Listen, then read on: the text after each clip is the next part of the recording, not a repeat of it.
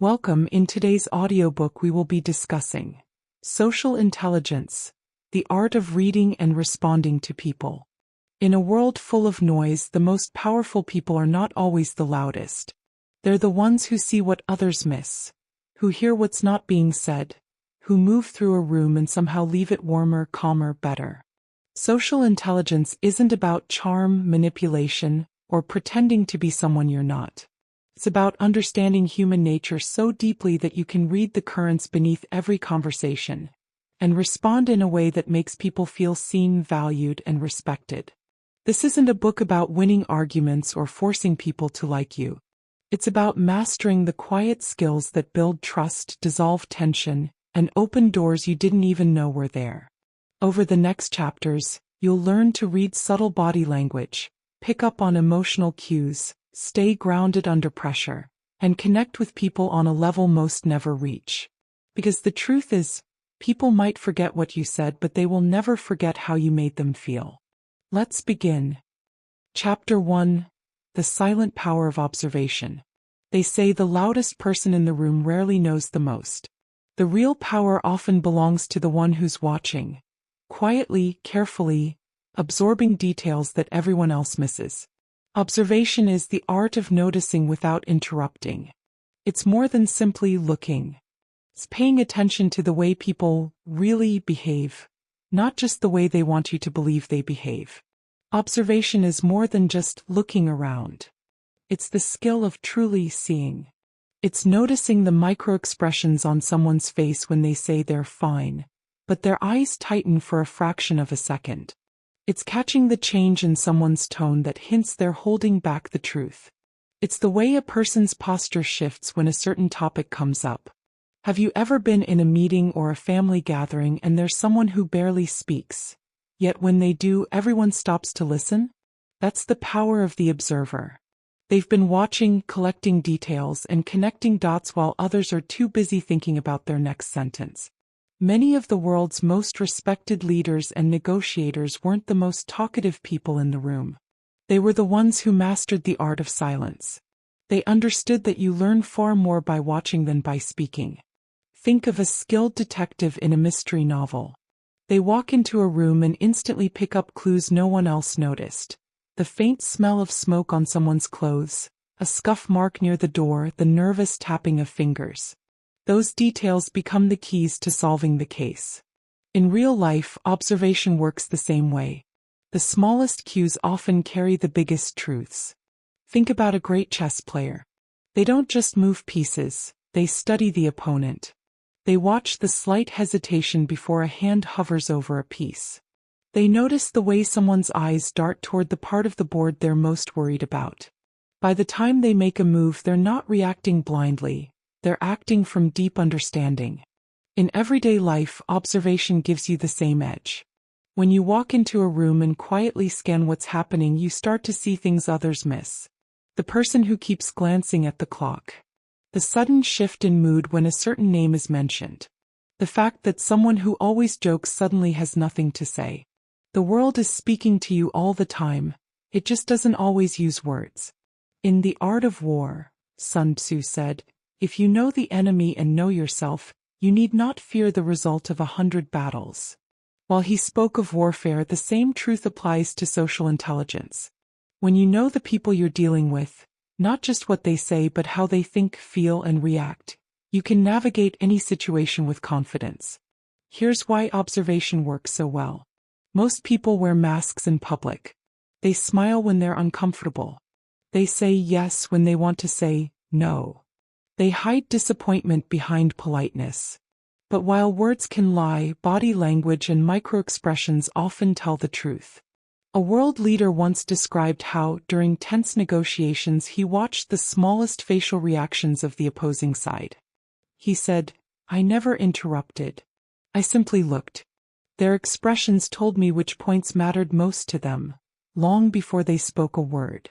This silent reading gave him the advantage because he wasn't just listening to answers, he was listening to truths. Also, author Dale Carnegie, in his timeless book, How to Win Friends and Influence People, once said, "Talk to someone about themselves and they'll listen for hours." But here's the hidden truth. To talk about someone in a way that really connects, you must first observe them deeply. How they react, what excites them, what makes them uncomfortable. Observation can reveal patterns over time. Maybe you notice that a colleague always gets quiet when certain decisions are discussed. Or that a friend always avoids eye contact when money is mentioned. These aren't just quirks, they're windows into the deeper layers of who they are. Here's the thing. Most people are in such a rush to speak, to respond, to defend themselves, that they miss what's actually happening in front of them. When you slow down and pay attention, you start to hear the unspoken conversations happening beneath the words. Even in leadership, this skill changes everything.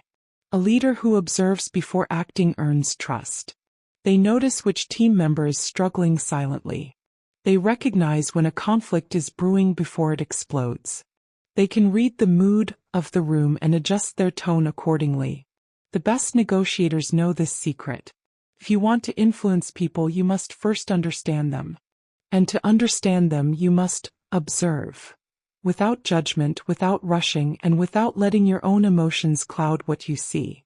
How to practice the silent power of observation. How do you sharpen this skill? Start with simple habits. 1. Pause before reacting. Give yourself 2 seconds after someone speaks to watch their face, body, and tone. When someone speaks, watch their face, not just their words. 2. Listen with your eyes. Watch for physical cues like posture, gestures, and microexpressions. Pay attention to body language. Are their arms crossed? Is their foot tapping? Are they leaning in or leaning away? 3. Track patterns, not moments. Notice patterns in their behavior over time, not just in one conversation. One detail might mean nothing, but repeated behaviors tell a bigger story. 4. Stay neutral. If you observe with judgment, you'll only see what confirms your bias. Over time, your brain will start piecing together insights automatically. You'll start reading people without even trying.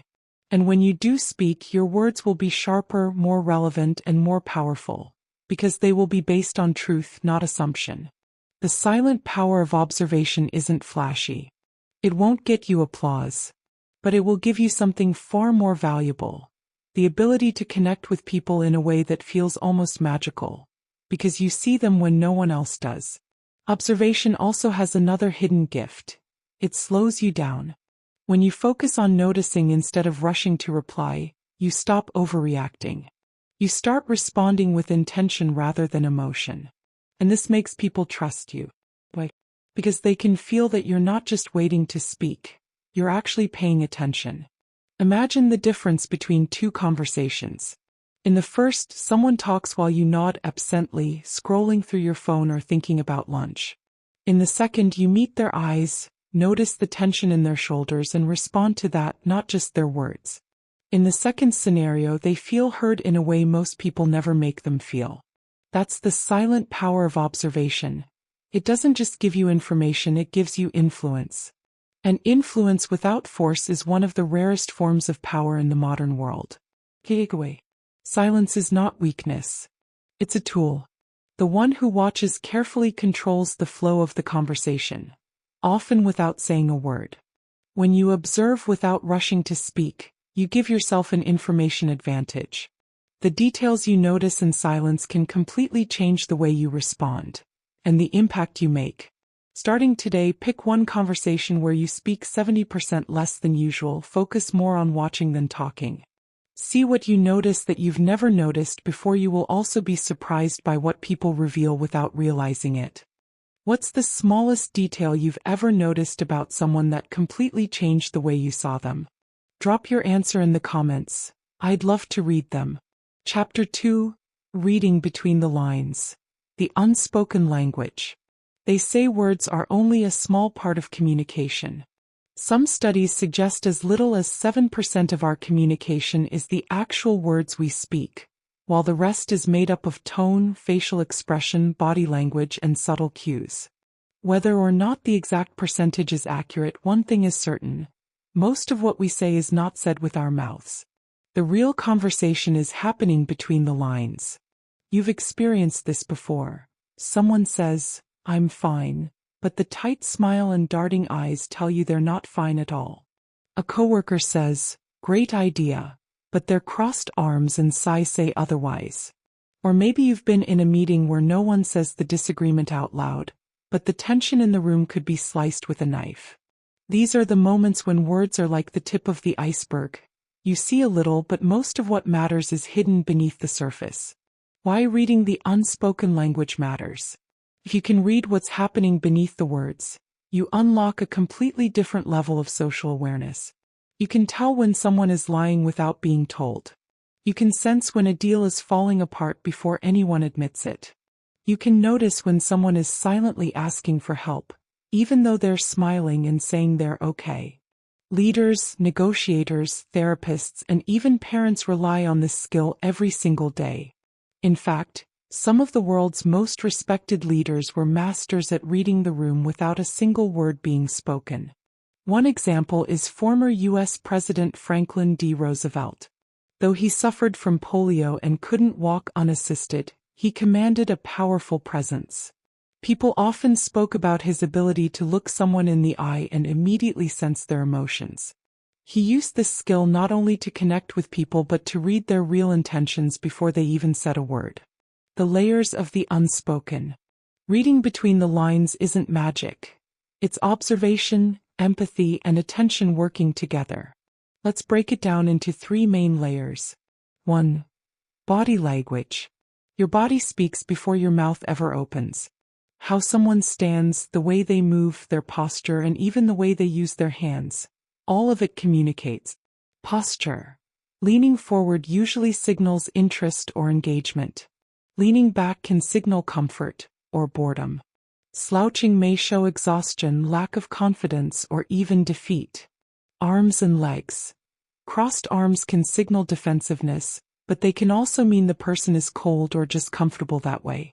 Crossed legs toward someone often signal openness. Crossed away can indicate discomfort. Micromovements. Nervous fidgeting, foot tapping, or repeatedly touching one's face often reveal tension, anxiety, or impatience. When you start paying attention to these signals, you realize that conversations are never just verbal. They're a dance between words and movement. 2. Tone of voice. The same sentence can mean 10 different things depending on the tone. Think about the phrase, "That's interesting." Said with genuine curiosity, it means, "Tell me more." Said flatly, it means, "I don't care." Said with a smirk, it means, "I think you're wrong, but I'm amused."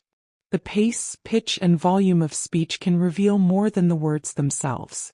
Someone speaking quickly and loudly might be excited or nervous. Someone speaking slowly and softly could be confident or hesitant. The trick is to notice the changes, not just the baseline. 3. The space between words. Silence is powerful. Pauses can signal thoughtfulness or discomfort. In tense negotiations, silence often works as a pressure tool. In deep friendships, silence feels safe and comfortable. In the book The Definitive Book of Body Language by Alan and Barbara Pease, the authors explain that silence often forces the other person to reveal more than they intended, because most people are uncomfortable with it. By simply holding the pause, you can learn more than if you filled every gap with chatter. Imagine you're in a business meeting. The manager says, "We're confident in this new plan." But as they speak, they glance toward the exit, avoid eye contact, and their voice trembles slightly. On paper, they're saying confidence. In reality, they're signaling uncertainty. If you can read that gap, you can prepare better questions, offer reassurance, or even adjust your own approach. 1. In friendships, you notice a friend posting happy photos online, but when you meet, their smile feels tight and they keep glancing away. Instead of assuming they're okay, you ask, "How are you really?" That extra layer of care can save a friendship. 2. In leadership, a great leader can walk into a room and sense the morale of the team without asking. They can tell who's on board and who's quietly resisting. This helps them address concerns before they grow into problems. 3. In conflict, many arguments aren't about the actual words spoken, they're about the emotions behind them. If you can read the emotional temperature, you can address the root cause instead of just debating the surface issue. Common mistakes when reading between the lines. 1. Assuming without context. Just because someone crosses their arms doesn't always mean they're defensive. Look at the whole picture before jumping to conclusions. 2. Overthinking.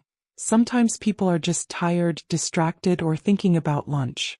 Don't turn every gesture into a hidden message. 3. Forcing interpretations. If you're unsure, ask open-ended questions instead of assuming motives.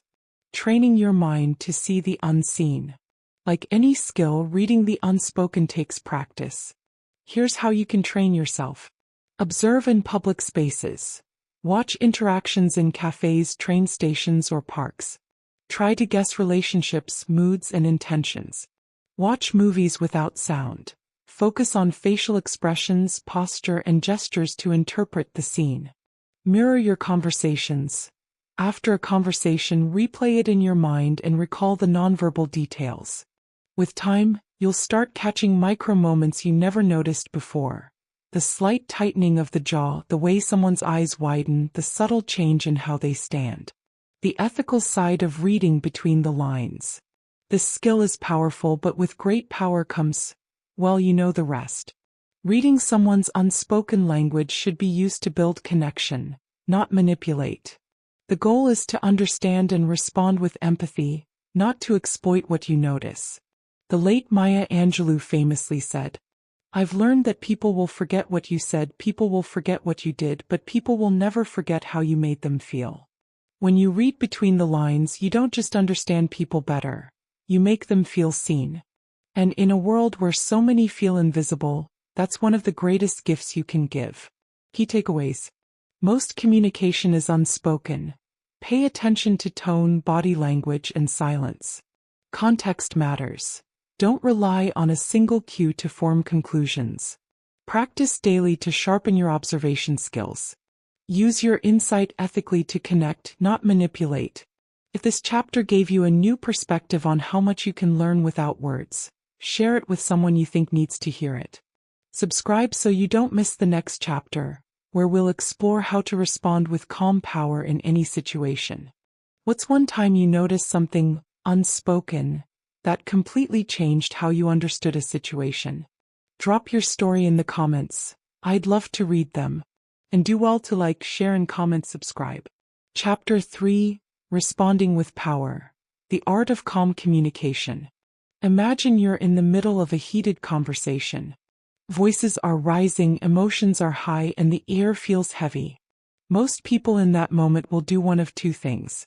They'll either match the other person's energy, fighting fire with fire, or they'll shut down completely, retreating into silence.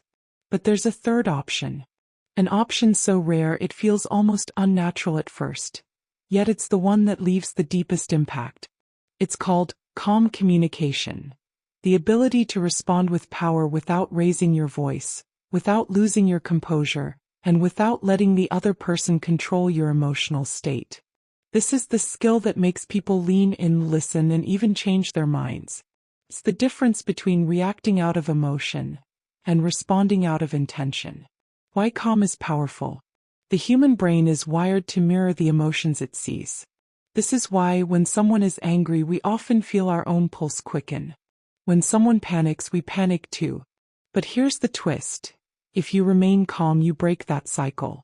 In his book, Thinking Fast and Slow, Nobel Prize winner Daniel Kahneman explains how the human mind has two systems. One fast and emotional and one slow and deliberate. Most conflicts are fueled by the fast system, quick emotional reactions. When you respond calmly, you activate the slower system, not just in yourself but in the other person. You pull them out of fight or flight and into reasoning. This is why calm communication isn't weakness, it's leadership. Think of a world leader standing at a podium after a national crisis.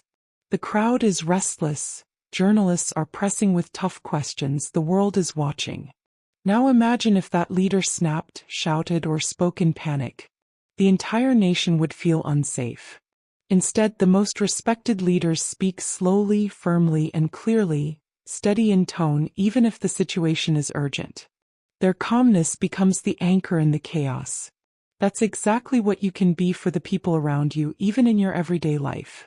You don't need a podium. You don't need a microphone. You just need control over how you respond. The secret: pause before you speak. One of the most powerful tools in calm communication is the pause. When someone says something that triggers you, instead of firing back immediately, you take a breath. Even a 2-second pause can be the difference between regret and respect. The pause does two things. 1. It gives you time to think. 2. It makes the other person feel heard, because you're not rushing to defend yourself. It's not about silence for silence's sake. It's about giving your words weight. Tone over words. Research shows that people are more influenced by your tone of voice than the actual words you use. You can say, "I understand," in a way that sounds sarcastic or in a way that sounds genuinely compassionate. You can say, "No," in a way that feels like rejection or in a way that feels like respect. Your tone communicates safety or danger, trust or distrust. That's why mastering calm communication is more about how you say things than what you say. The negotiator's advantage. Professional negotiators, whether in business deals or hostage situations, know this truth. If they raise their voice, they lose influence. Their job is to bring the other person down to a calmer emotional state, so logic can return to the conversation. In fact, former FBI negotiator Chris Voss, in his book Never Split the Difference, writes, "When you're calm, you become the mirror that reflects calm back. You set the emotional tone and people can't help but follow." If negotiators can defuse life and death situations with steady voices, imagine what you can do in your workplace, your family, or your friendships. Calm communication in everyday life. Let's make it relatable. At work, a colleague criticizes your idea in front of others. Instead of snapping back, you say, "I hear your concern. Let's unpack it." This shows confidence and maturity. At home, a family member raises their voice about a misunderstanding. You respond, "Let's slow down and talk about this." You're not matching their volume, you're setting the tone. With friends, someone makes a hurtful joke. You respond with, "I know you didn't mean harm, but that didn't sit right with me." Calm but clear. In all these cases, calmness makes you the steady hand in the storm. 3 techniques to respond with power. 1. Breathe before you speak. This is not just cliché advice. Deep breathing triggers your body's parasympathetic nervous system, which lowers stress signals and keeps your voice steady. 2. Lower your voice, slow your pace. In tense moments, people often speak faster and louder. Do the opposite. Lowering your tone forces others to quiet down to hear you. 3. Focus on solutions, not accusations. Instead of "you always mess this up," say, "Here's what we can do differently." Shift the energy from blame to problem solving. The customer service secret. Ever noticed how the best customer service agents handle angry customers? They don't match the frustration. They speak slowly, repeat key phrases, and acknowledge the emotion without feeding it. "I understand this is frustrating for you. Let's see how we can fix it." This method works because it addresses both the emotion and the issue. You can use this exact approach in daily life. Calm communication isn't passive. Some people mistake calmness for passiveness. Let's be clear. Calm communication doesn't mean you agree with everything or avoid conflict. It means you state your position without losing control. You can still be firm. You can still set boundaries. You can still say no. The difference is, when you do it calmly, people are more likely to listen instead of defend. The emotional discipline behind calmness. To master calm communication, you must train yourself to not let others decide your emotional state. Here's a mindset shift. When someone speaks to you in anger, that's their storm, not yours. You don't have to step into it. Your job is to be the lighthouse, not the boat tossed by waves. Practice in small moments. Don't wait for a major argument to practice this skill. Start in small ways. When someone cuts you off in traffic, breathe and let it go. When a stranger is rude, smile and move on. When a conversation gets tense, slow your speech. Every small win strengthens your ability to stay calm when it matters most. Key takeaway. The person who keeps their composure controls the conversation. Calm communication is not about having the perfect words. It's about having the right presence. When you're calm, you make better decisions, earn more respect, and influence others without force. From today, I challenge you, practice the pause. The next time you feel your emotions rising, take a breath before responding. Notice how it changes the outcome. Here is a question for you. What's one situation in your life where staying calm completely changed the direction of the conversation? Share your story in the comments. I'd love to read them. If you're finding value in this audiobook so far, make sure you subscribe so you don't miss the next chapters. If you're learning something new, and share this with someone who could use a little more calm in their conversations. Because the world doesn't just need more talkers. It needs more listeners who respond with power. Chapter 4: Emotional Awareness. Understanding what drives people. If you could look inside the heart of any person you meet, what would you see? You'd probably find dreams, fears, frustrations, desires. Some hidden so deep, even they don't realize they're there. And here's the truth. Every word people say, every decision they make, every mood they project, is driven by something beneath the surface. Emotional awareness is the skill of noticing and understanding those forces. Not just the emotion on someone's face, but the deeper motivation behind it. Social intelligence is a tree, emotional awareness is the root. Without it, your interactions will always stay shallow. With it, you can connect, influence, and navigate relationships in ways most people can't even imagine. Why emotional awareness is power. Think of someone you admire for their ability to connect with people. A leader who can walk into a tense meeting and leave with everyone on the same page. Or that friend who always knows exactly what to say to lift your mood. These people aren't mind readers. They're emotion readers. Take, for example, a world leader in history who was known for uniting people during crisis. Not by giving perfect political speeches, but by acknowledging the fear and uncertainty people were feeling. They didn't just talk at people, they spoke to people's hearts. And hearts respond when they feel understood. There's a quote from Daniel Goleman's Emotional Intelligence that captures this perfectly. If your emotional abilities aren't in hand, then no matter how smart you are not going to get very far. Notice, Goleman doesn't say you won't succeed at all. You might get ahead on pure intellect for a while. But without emotional awareness, your relationships will weaken, misunderstandings will multiply, and trust will slip through your fingers. The layers of emotional awareness. To understand what drives people, you have to peel back the layers of what you see. There are usually 3 levels. 1. Surface emotion. This is what people show. Anger, joy, frustration, excitement, sadness. You can see it in their facial expression, hear it in their tone. 2. Hidden emotion. This is what people feel but don't show. A smile might hide exhaustion. Confidence might cover insecurity. 3. Core motivation. This is the real driver. It could be a longing for respect, a fear of failure, a need for control, or a desire for love. Most people stop at the first layer.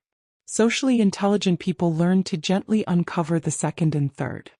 How to recognize what's driving someone. Let's walk through a relatable scenario. Imagine you're in a meeting and a colleague suddenly challenges your idea in a sharp, almost hostile tone. On the surface, they seem angry. A quick reaction would be to get defensive, shut them down, or match their energy. But emotional awareness makes you pause and ask, what's really going on here? Maybe they're afraid your idea will make their own project seem less important. Maybe they had a bad morning at home and brought that energy into the room. Maybe they actually agree with you but want reassurance they're still valued. When you take time to see beyond the surface emotion, you respond differently. You might say, I hear your concern. Could you share more about what you're worried might happen? Now, instead of clashing, you've opened the door to understanding. The role of your own emotional awareness. Here's something most people miss. You can't read other people well if you can't read yourself first. Your own emotions can distort how you interpret others. For example, if you're feeling insecure, you might see criticism where there's none. If you're stressed, you might read someone's quietness as dislike instead of simple fatigue. Self-awareness acts like a lens cleaner. It clears away emotional smudges so you see people more accurately. Ask yourself in any interaction, am I reacting to them, or to my own mood right now? Is what I'm feeling about this moment, or something from earlier today? The clearer you are about your own inner state, the better you'll understand what's driving someone else. The listening skill no one talks about. Most people think they're good listeners. But here's the secret. Listening for emotion is different from listening for information. If someone says, "I've been so busy lately," the informational part is, they have a lot to do. The emotional part might be, they're overwhelmed, they're proud of their productivity, or they're feeling unappreciated. How to practice emotional listening. Pay attention to tone and pace. Are they rushing, pausing, hesitating? Watch for mismatched signals. Smiling while speaking about something sad or laughing while discussing something painful. Ask gentle follow-ups. That sounds like it's been a lot for you. How are you feeling about it? Why people hide their true drivers. People rarely announce their deepest motives, and there's a reason. Vulnerability feels risky. A person who wants love might act aloof so they don't get hurt. Someone afraid of losing control might become overly critical so they feel safe. Understanding this helps you not to take certain behaviors personally. Often they're defense mechanisms, not attacks. Think of the well-known humanitarian who spent their life fighting injustice. Behind their public work was a personal childhood experience of being powerless. That pain became fuel for empathy and action. When you understand the story behind the behavior, everything makes more sense. Common emotional drivers. While every individual is unique, here are some of the most common motives that drive human behavior. Belonging, the need to feel part of a group or community. Recognition, the desire to be seen, appreciated, and valued. Security, the longing for stability and safety. Autonomy, the drive to make one's own choices without interference.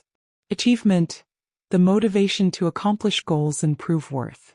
Purpose, the search for meaning in actions and life.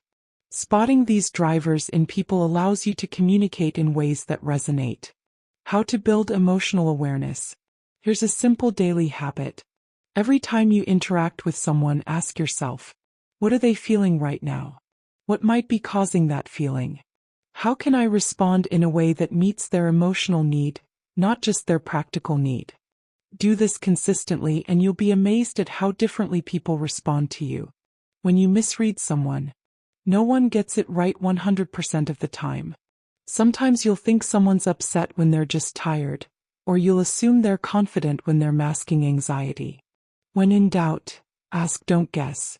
A simple, "Hey, I might be wrong, but I'm sensing you're a bit stressed. Am I reading that right?" can open a conversation without making the other person feel judged. Why emotional awareness builds influence. People naturally trust those who get them. When you show that you understand not just what someone is saying, but why they're saying it, you become someone they want to listen to, follow, and confide in.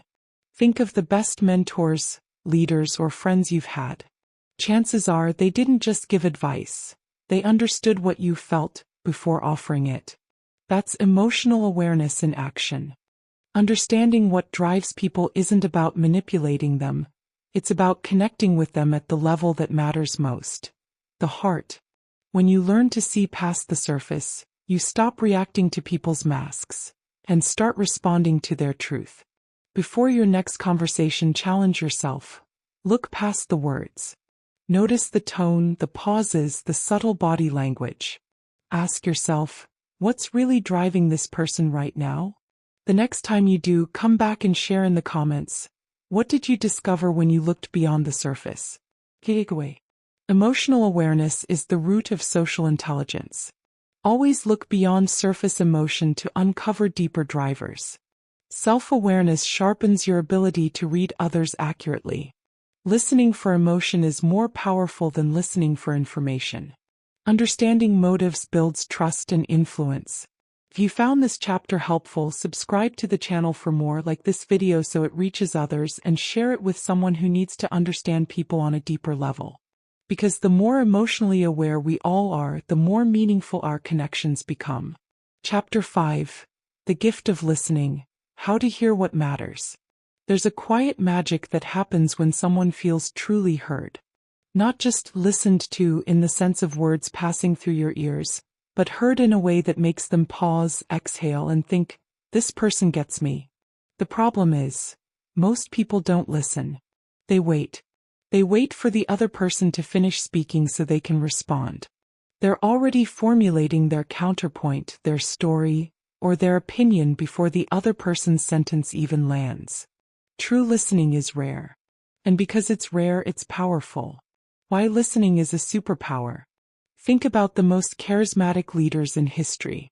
They may have given rousing speeches, but their real influence often began in private, across a table in a quiet room, where they gave their full attention to someone who needed it.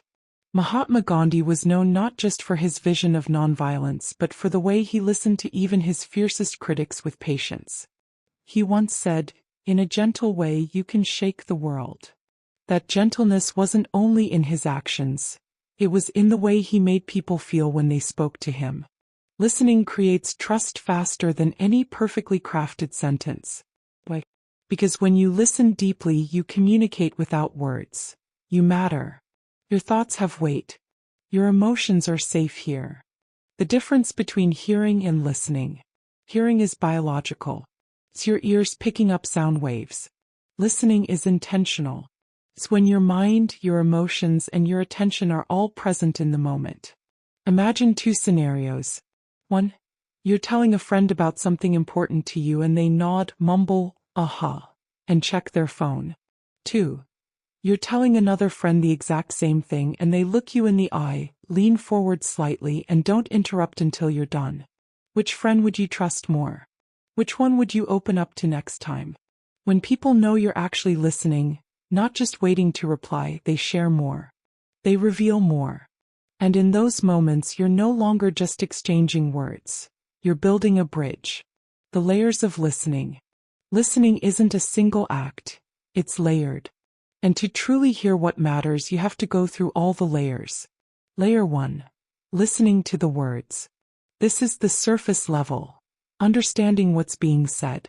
The facts, the events, the timeline. Most people stop here. Layer 2. Listening to the emotions. Here you pay attention to how something is being said. The speed. The pauses. A quiet voice might signal sadness, but it might also mean fear or exhaustion. A loud tone might mean anger, but it could also mean excitement or passion. Layer 3. Listening to what's not being said. This is where you notice what's missing. A sudden change of subject. An avoided topic. A skipped detail. Often what someone doesn't say reveals just as much as what they do. The role of silence. In our fast-moving world, silence feels uncomfortable. But in conversation, silence can be a gift. When someone pauses after saying something vulnerable, most people rush to fill the gap. But if you stay silent, giving them space, you'll often find they keep talking and go deeper. In his book, The Lost Art of Listening by Michael P. Nichols, the author writes, "When you are truly listening, you are not passively waiting, you are actively engaged in what matters to the other person." That active engagement sometimes means letting the air between words do the work. Decades ago, a world leader was in tense negotiations with a rival nation. Everyone expected a power struggle, loud demands, heated exchanges. But instead of dominating the conversation, this leader asked one open-ended question, and then listened. For nearly an hour they barely spoke, nodding and taking notes. In the end, the other side felt so heard that they offered concessions no one thought possible. The breakthrough didn't come from talking, it came from listening. This is the secret. When you make someone feel heard, they naturally become more open to hearing you. How to practice the gift of listening. 1. Put away distractions.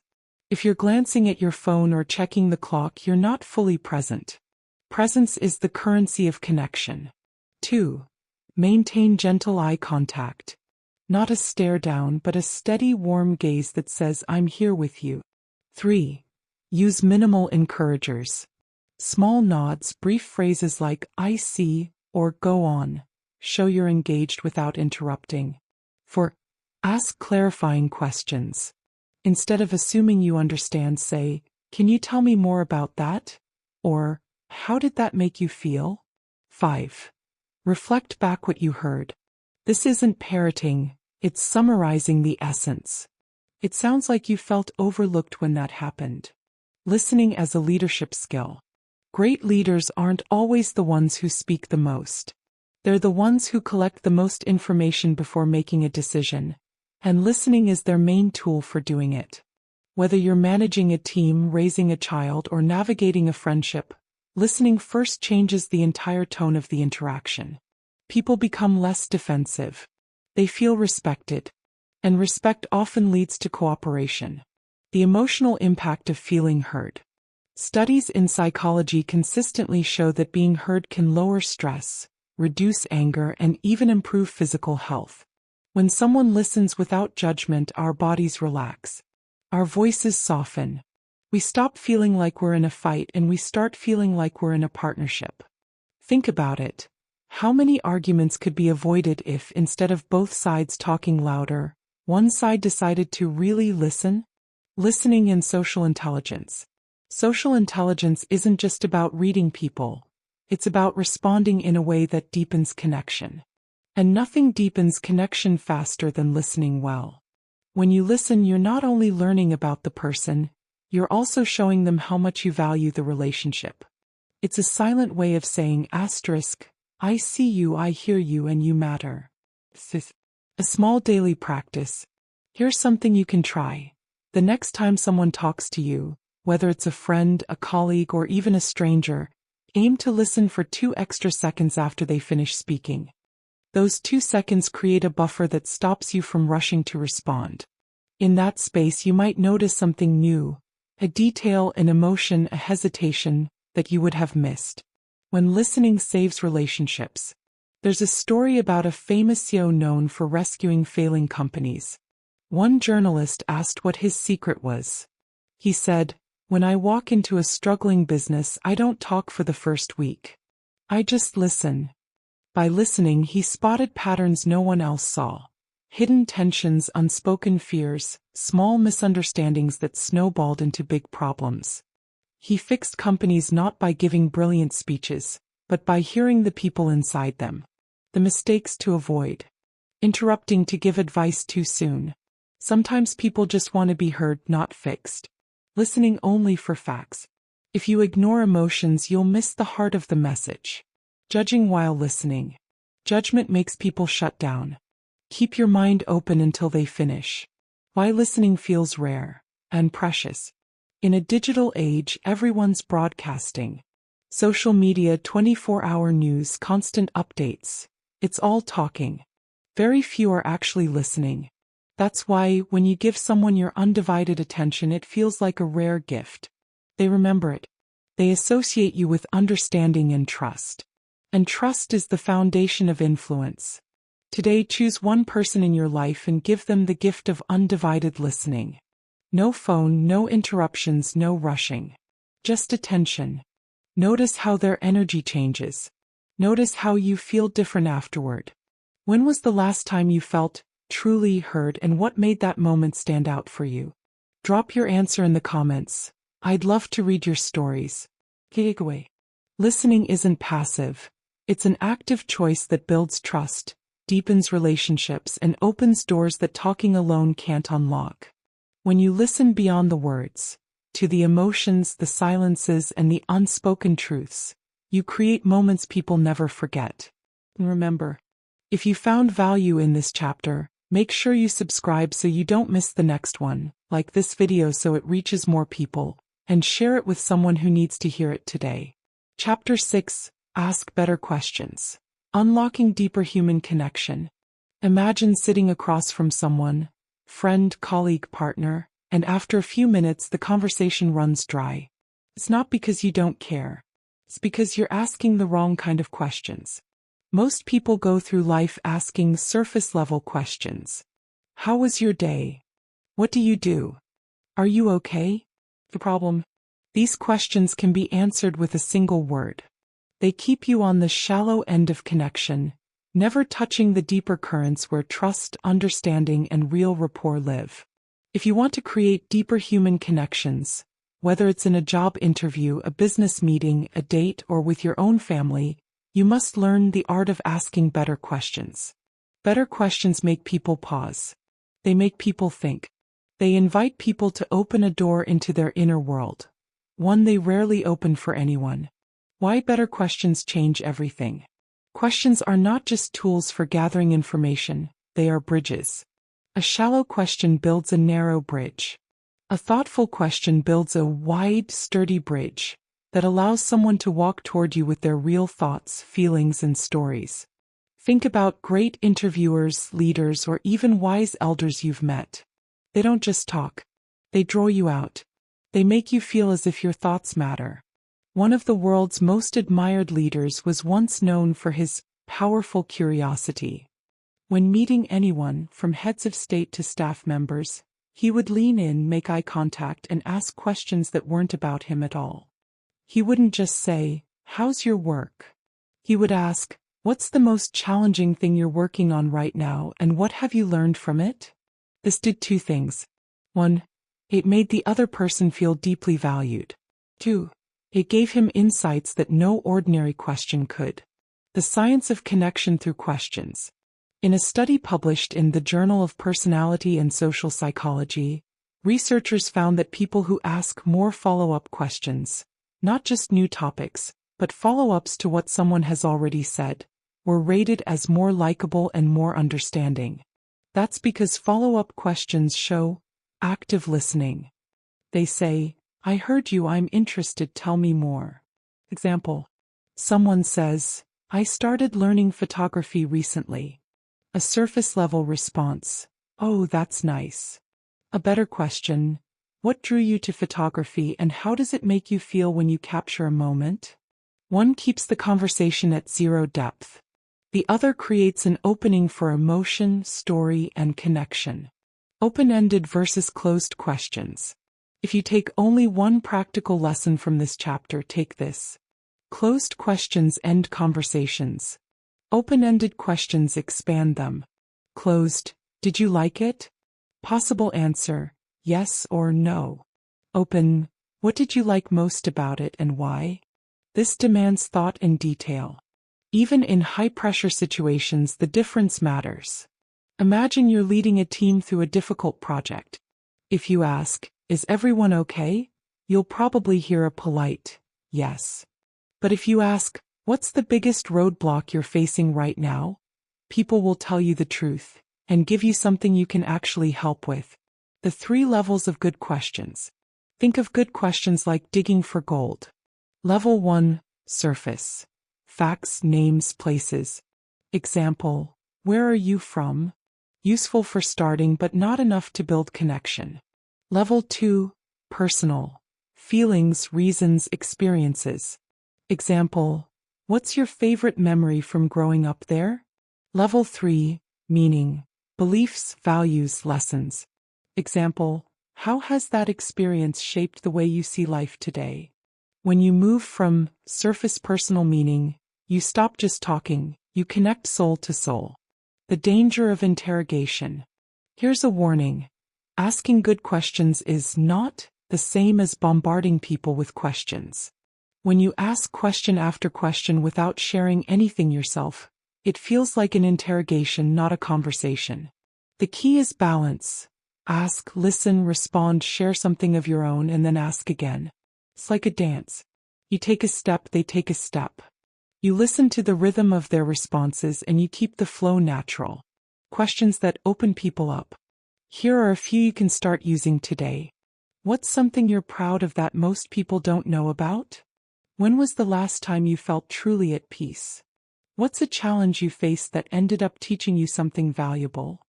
What's the best piece of advice you've ever received and who gave it to you? Notice how each of these questions is 1.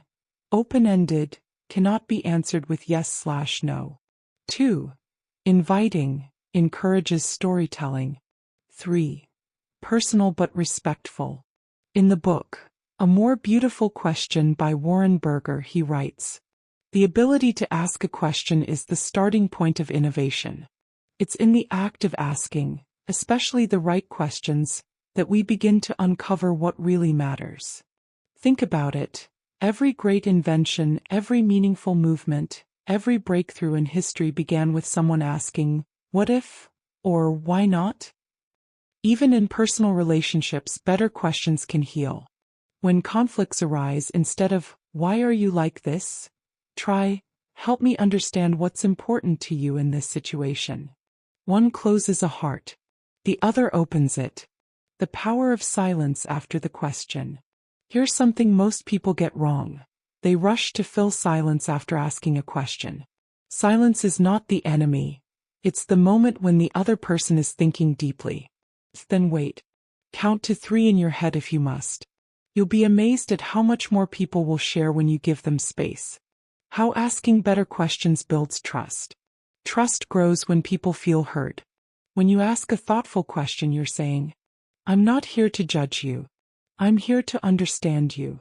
Over time, the people around you will feel safer sharing their real selves with you, not the polished version they give to strangers.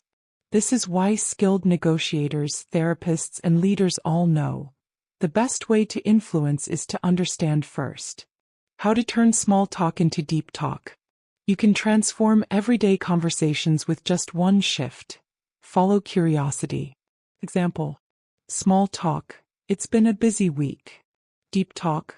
What made it busy for you, and was it the good kind of busy or the stressful kind? The first version dies in seconds. The second invites reflection and emotion. Practicing the art. Tonight, try this. When speaking to someone, anyone, replace one of your usual surface questions with a deeper one. Then listen without interrupting. Notice how their tone changes. Notice how they lean in a little more. That's connection being built in real time. Key takeaways. 1. Good questions are bridges. The better the question, the stronger the bridge. 2. Shift from closed to open-ended questions. 3. Move through the 3 levels. Surface, personal meaning. 4. Balance curiosity with sharing. Don't interrogate. 5. Give space after a question. Silence invites depth.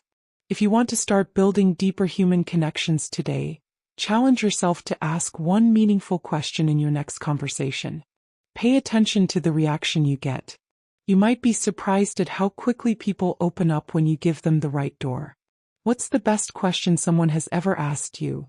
One that made you stop and really think. Share it below.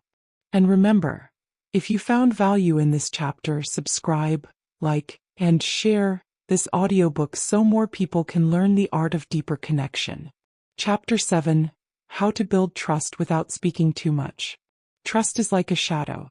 You don't have to chase it. It follows you when the light is right. In a world obsessed with words, we often forget that the most trustworthy people aren't always the ones talking the most. They're the ones whose presence feels steady, whose actions speak louder than any speech could. Think about it.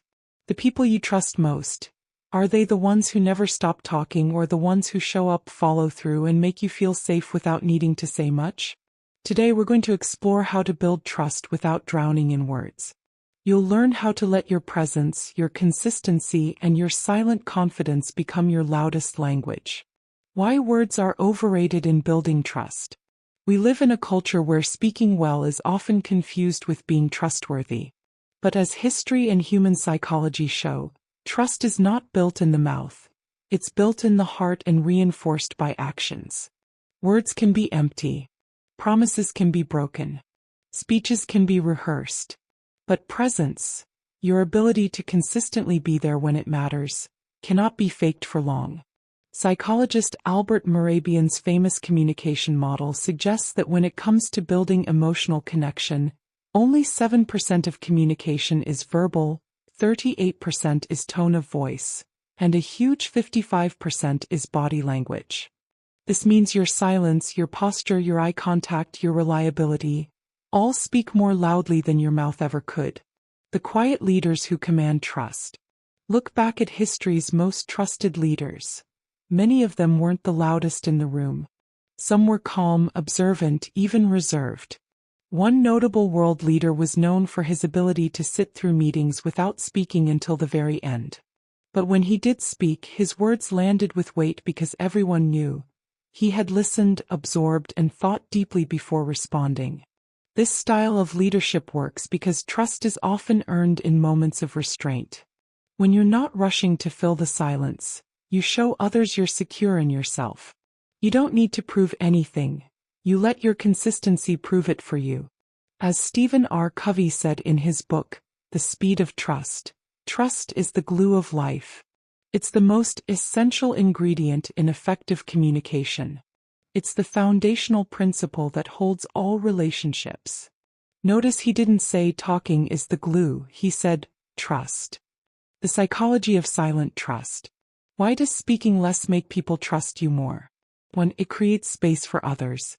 When you don't dominate conversations, people feel heard. And when they feel heard, they trust you more. 2. It gives your words weight. If you're not talking constantly, your occasional words stand out and feel more intentional. 3. It shows self-control. People instinctively trust those who aren't emotionally reactive. Silence, when used wisely, signals maturity and emotional stability. 4. It allows you to observe more. The less you speak, the more you notice. And the more you notice, the better you can respond in ways that matter. How to build trust without speaking too much. Let's break it down into real, actionable steps you can start using today. 1. Show up when it counts. Trust is built in moments, not in monologues.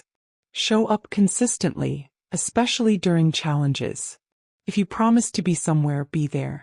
If someone needs support, offer it without waiting to be asked. 2.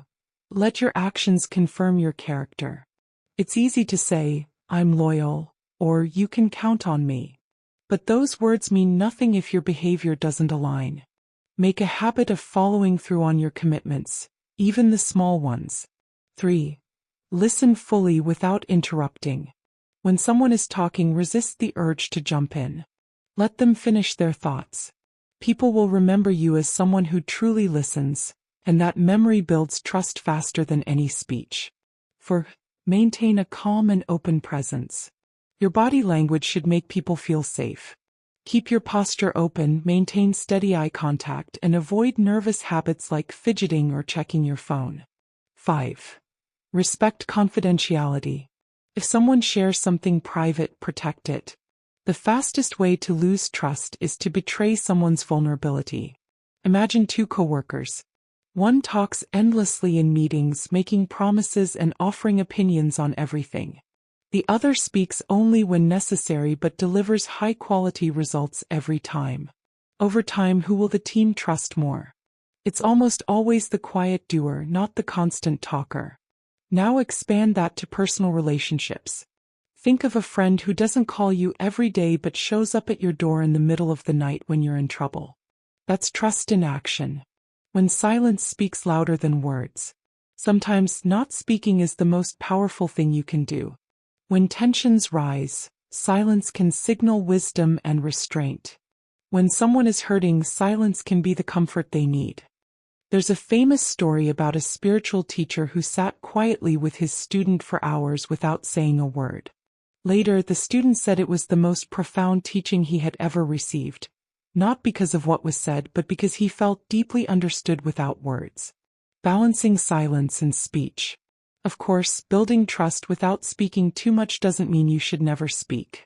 It's about speaking less but better. Here's how to strike that balance. Speak when you have something meaningful to add. Speak to encourage, not to impress. Use your words to confirm what your actions already show. Common mistakes to avoid. While speaking less can build trust, there are pitfalls you should avoid. 1. Appearing disengaged. Silence can be powerful, but not if you look bored or disconnected. 2. Withholding too much. trust also requires some level of openness. Don't be a closed book. Share enough for people to connect with you. 3. Using silence to punish.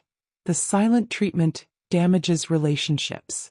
Use silence for understanding, not control. Key takeaway. Trust is rarely built in speeches. It's built in moments of consistency, presence, and reliability. When your actions and your silence align with integrity, people will believe you without you having to say a word. If you want to start building trust without speaking too much, pick one action this week that shows someone you care without announcing it. Maybe it's showing up for them, keeping a promise, or listening without interrupting. Let your silence do the talking. Think about someone in your life you trust deeply. What is it about them that makes you trust them, even when they're not speaking? Drop your thoughts below. I'd love to hear your perspective. Remember, trust isn't about how loud you can be. It's about how consistent you can be. Let your presence speak volumes. Let your actions be the proof. And let your few well-chosen words carry the weight of your character. If this chapter resonated with you, don't just keep it to yourself. Subscribe to this channel so you won't miss the next chapter. Hit the like button so more people can find this audiobook. And share it with someone who could use a little reminder that words aren't the only way to connect. Chapter 8. Boundaries build connection. Say no without guilt. Have you ever said yes when everything inside you was screaming no? Maybe it was a friend asking for a favor when you were already exhausted, a colleague dropping their workload on you, a family member pressuring you into a decision that didn't feel right, or even a stranger pulling you into a conversation you didn't want to have. At that moment, you might have thought saying yes was the polite thing to do. You didn't want to hurt feelings, seem unhelpful, or risk conflict. But later, when the task, the demand, or the pressure weighed on you, you probably felt resentment, frustration, or even regret. Here's the paradox. We often believe that saying yes all the time will make people like us, when in reality, it's the very thing that weakens trust and respect. Because boundaries are not walls, boundaries are bridges. The misunderstanding about boundaries. Many people hear the word boundary and imagine shutting people out, being distant, or saying no to everything. But boundaries are not about disconnection. They're about creating the right kind of connection. A healthy boundary says, I respect myself enough to protect my time, energy, and values. I respect you enough to be honest about what I can and cannot do. Think of it like a handshake. If you crush someone's hand, it hurts. If your grip is too limp, it feels weak. But when your handshake is firm, respectful, and balanced, that's when trust is built. The same goes for boundaries. Too rigid and people feel pushed away. Too loose and people can unintentionally walk all over you. But clear, confident boundaries, that's where respect grows. There's a story about a world leader who was constantly invited to events, meetings, and public appearances. Early in their career, they accepted almost every invitation. Seemed like the best way to grow influence. But over time they became drained, their health declined, and their decision-making suffered. Eventually they started declining most requests, even from powerful people. Instead, they focused only on meetings and events that aligned with their core mission. At first, people were surprised, some even offended. But soon, others began to respect their time, realizing that a yes from them meant something. It was intentional. It was valuable. Their leadership didn't weaken when they said no. It became stronger. Their boundaries made their yes more meaningful. Why we struggle to say no. Most of us don't struggle with boundaries because we don't know how to say no. We struggle because of the emotions tied to it. We fear disappointing others, being seen as selfish, losing opportunities, being judged or rejected. But here's a truth that can set you free. Every time you say yes to something that doesn't align with your priorities, you're saying no to something that does. If you say yes to staying late at work for the 5th time this month, you might be saying no to rest, family time, or your own goals. If you say yes to helping someone who consistently takes advantage of your kindness, you're saying no to your own self-respect. The psychology behind boundaries. Brené Brown, in her book, The Gifts of Imperfection, writes, "Daring to set boundaries is about having the courage to love ourselves even when we risk disappointing others." Boundaries protect your emotional energy the same way your skin protects your body. It's not about rejecting the world, it's about knowing what to let in and what to keep out. When you create boundaries, you're telling the world, my time is valuable. My energy is not unlimited. My well-being matters. Boundaries build deeper trust. Ironically, people tend to trust those who set boundaries more than those who don't. Why? Because boundaries make you predictable and reliable. People know where you stand, they know what to expect, and they know your yes is genuine, not forced. Imagine a friend who always says yes to everything even when they're clearly overwhelmed. Eventually, you might hesitate to ask them for help because you know they can't truly handle it. Or worse, you might start doubting their honesty. But a friend who says, I'd love to help but I can't right now, shows you that when they do say yes, they mean it. That honesty builds connection, not distance. There's a famous story about a renowned artist who used to accept every commission, no matter how exhausting. They feared that turning down a client would hurt their career. But soon they found themselves burnt out, uninspired, and producing work they didn't even like. One day they made a decision. They would only take on projects they were passionate about, even if it meant earning less money in the short term. That no was terrifying at first. But in the years that followed, they created some of their most celebrated works, because their energy was spent on what truly mattered to them. That's the power of boundaries. They protect the space where your best self lives. How to say no without guilt. 1. Be clear and direct. You don't need to over-explain. I can't take this on right now is enough. 2. Offer an alternative if you want. I can't do it today, but I can help you next week. 3. Keep it about you, not them. I'm focusing on my current priorities feels less like rejection. 4. Practice small no's. Start with low-stakes situations so you're ready for bigger ones. Remember, guilt is often just a sign that you're breaking an old pattern. Over time, saying no will feel natural, not selfish. Boundaries in different social settings. At work, declining extra tasks when your plate is full protects your performance and credibility. With friends, saying no to plans when you need rest keeps resentment from creeping in. With family, setting limits on topics or behaviors that drain you helps preserve relationships.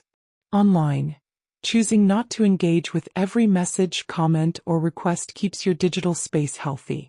When boundaries are tested, not everyone will respect your boundaries immediately, especially if they've benefited from you not having them. Some people may push back, get upset, or try to guilt you into changing your mind. But remember, the people who respect your boundaries are the ones worth keeping close. The ones who punish you for them were relying on your lack of them. Instead of thinking, if I say no, they'll be upset, think, if I say yes when I don't mean it, I'll be upset and the relationship will suffer. Boundaries are an act of love, both for yourself and for others. This week, notice how many times you say yes, out of habit, fear, or guilt. Then, for at least one of those moments, try saying, I can't right now. That's not going to work for me. I wish I could, but I have other commitments. Notice how the other person reacts. More importantly, notice how you feel. That small moment of honesty could be the start of a more authentic relationship. Key takeaways. Boundaries are not walls. They're bridges to healthy, respectful connections. Saying no to the wrong things makes your yes to the right things more powerful. People who value you will respect your limits. Boundaries protect your time, energy, and emotional health. Guilt fades, but resentment grows. Choose the path that leads to peace. From today, choose one situation where you will say no with honesty and without guilt. Protect your energy and watch how people begin to value your time more. What's one area of your life right now where you know you need stronger boundaries? Drop your answer in the comments. I'd love to hear from you. And remember, If you're finding value in this audiobook, hit the subscribe button so you don't miss the next chapter. Like this video to help it reach more people and share it with someone who needs to hear that no can be an act of love. Chapter 9. Mastering Emotional Control. Stay grounded when it gets loud. There's a moment, somewhere between the rising heat in your chest and the words about to leave your lips, where everything hangs in the balance. The meeting is tense. The conversation is heated. Voices are raised. Someone has just said something unfair, offensive, or downright untrue. And right there, you have a choice. Do you react instantly, letting emotion take the wheel? Or do you pause, breathe, and take control, not of them but of yourself? That moment, that's where real power lives. Emotional control is not about suppressing feelings or pretending to be a robot. It's about mastery. It's the ability to stay steady when the room is shaking, to remain grounded when chaos tries to pull you off balance. It's the difference between leaders who inspire trust and those who lose it in a single outburst. Why emotional control is harder than ever. We live in a loud world. News feeds are loud. Workplaces are loud. Social media is loud. Even dinner tables can be loud. Arguments over ideas, differences in beliefs, misunderstandings that spiral into something bigger than they need it to be. When things get loud, human instinct often takes us in the wrong direction. Our brains are wired for survival, and conflict can trigger a fight, flight, or freeze response. Fight. You lash out, interrupt, raise your voice, or make cutting remarks. Flight. You shut down, disengage, or walk away without addressing the real issue. Freeze. You say nothing, but your emotions boil inside, eating away at you later. The challenge is that none of these default reactions usually lead to connection or resolution. As author Viktor Frankl famously wrote in Man's Search for Meaning, between stimulus and response there is a space. In that space is our power to choose our response. In our response lies our growth and our freedom. That space is the key. And mastering emotional control is about expanding that space, so your choices are guided by clarity, not adrenaline.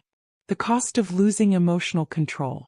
History is filled with moments where a single outburst changed the course of careers, relationships, and even nations.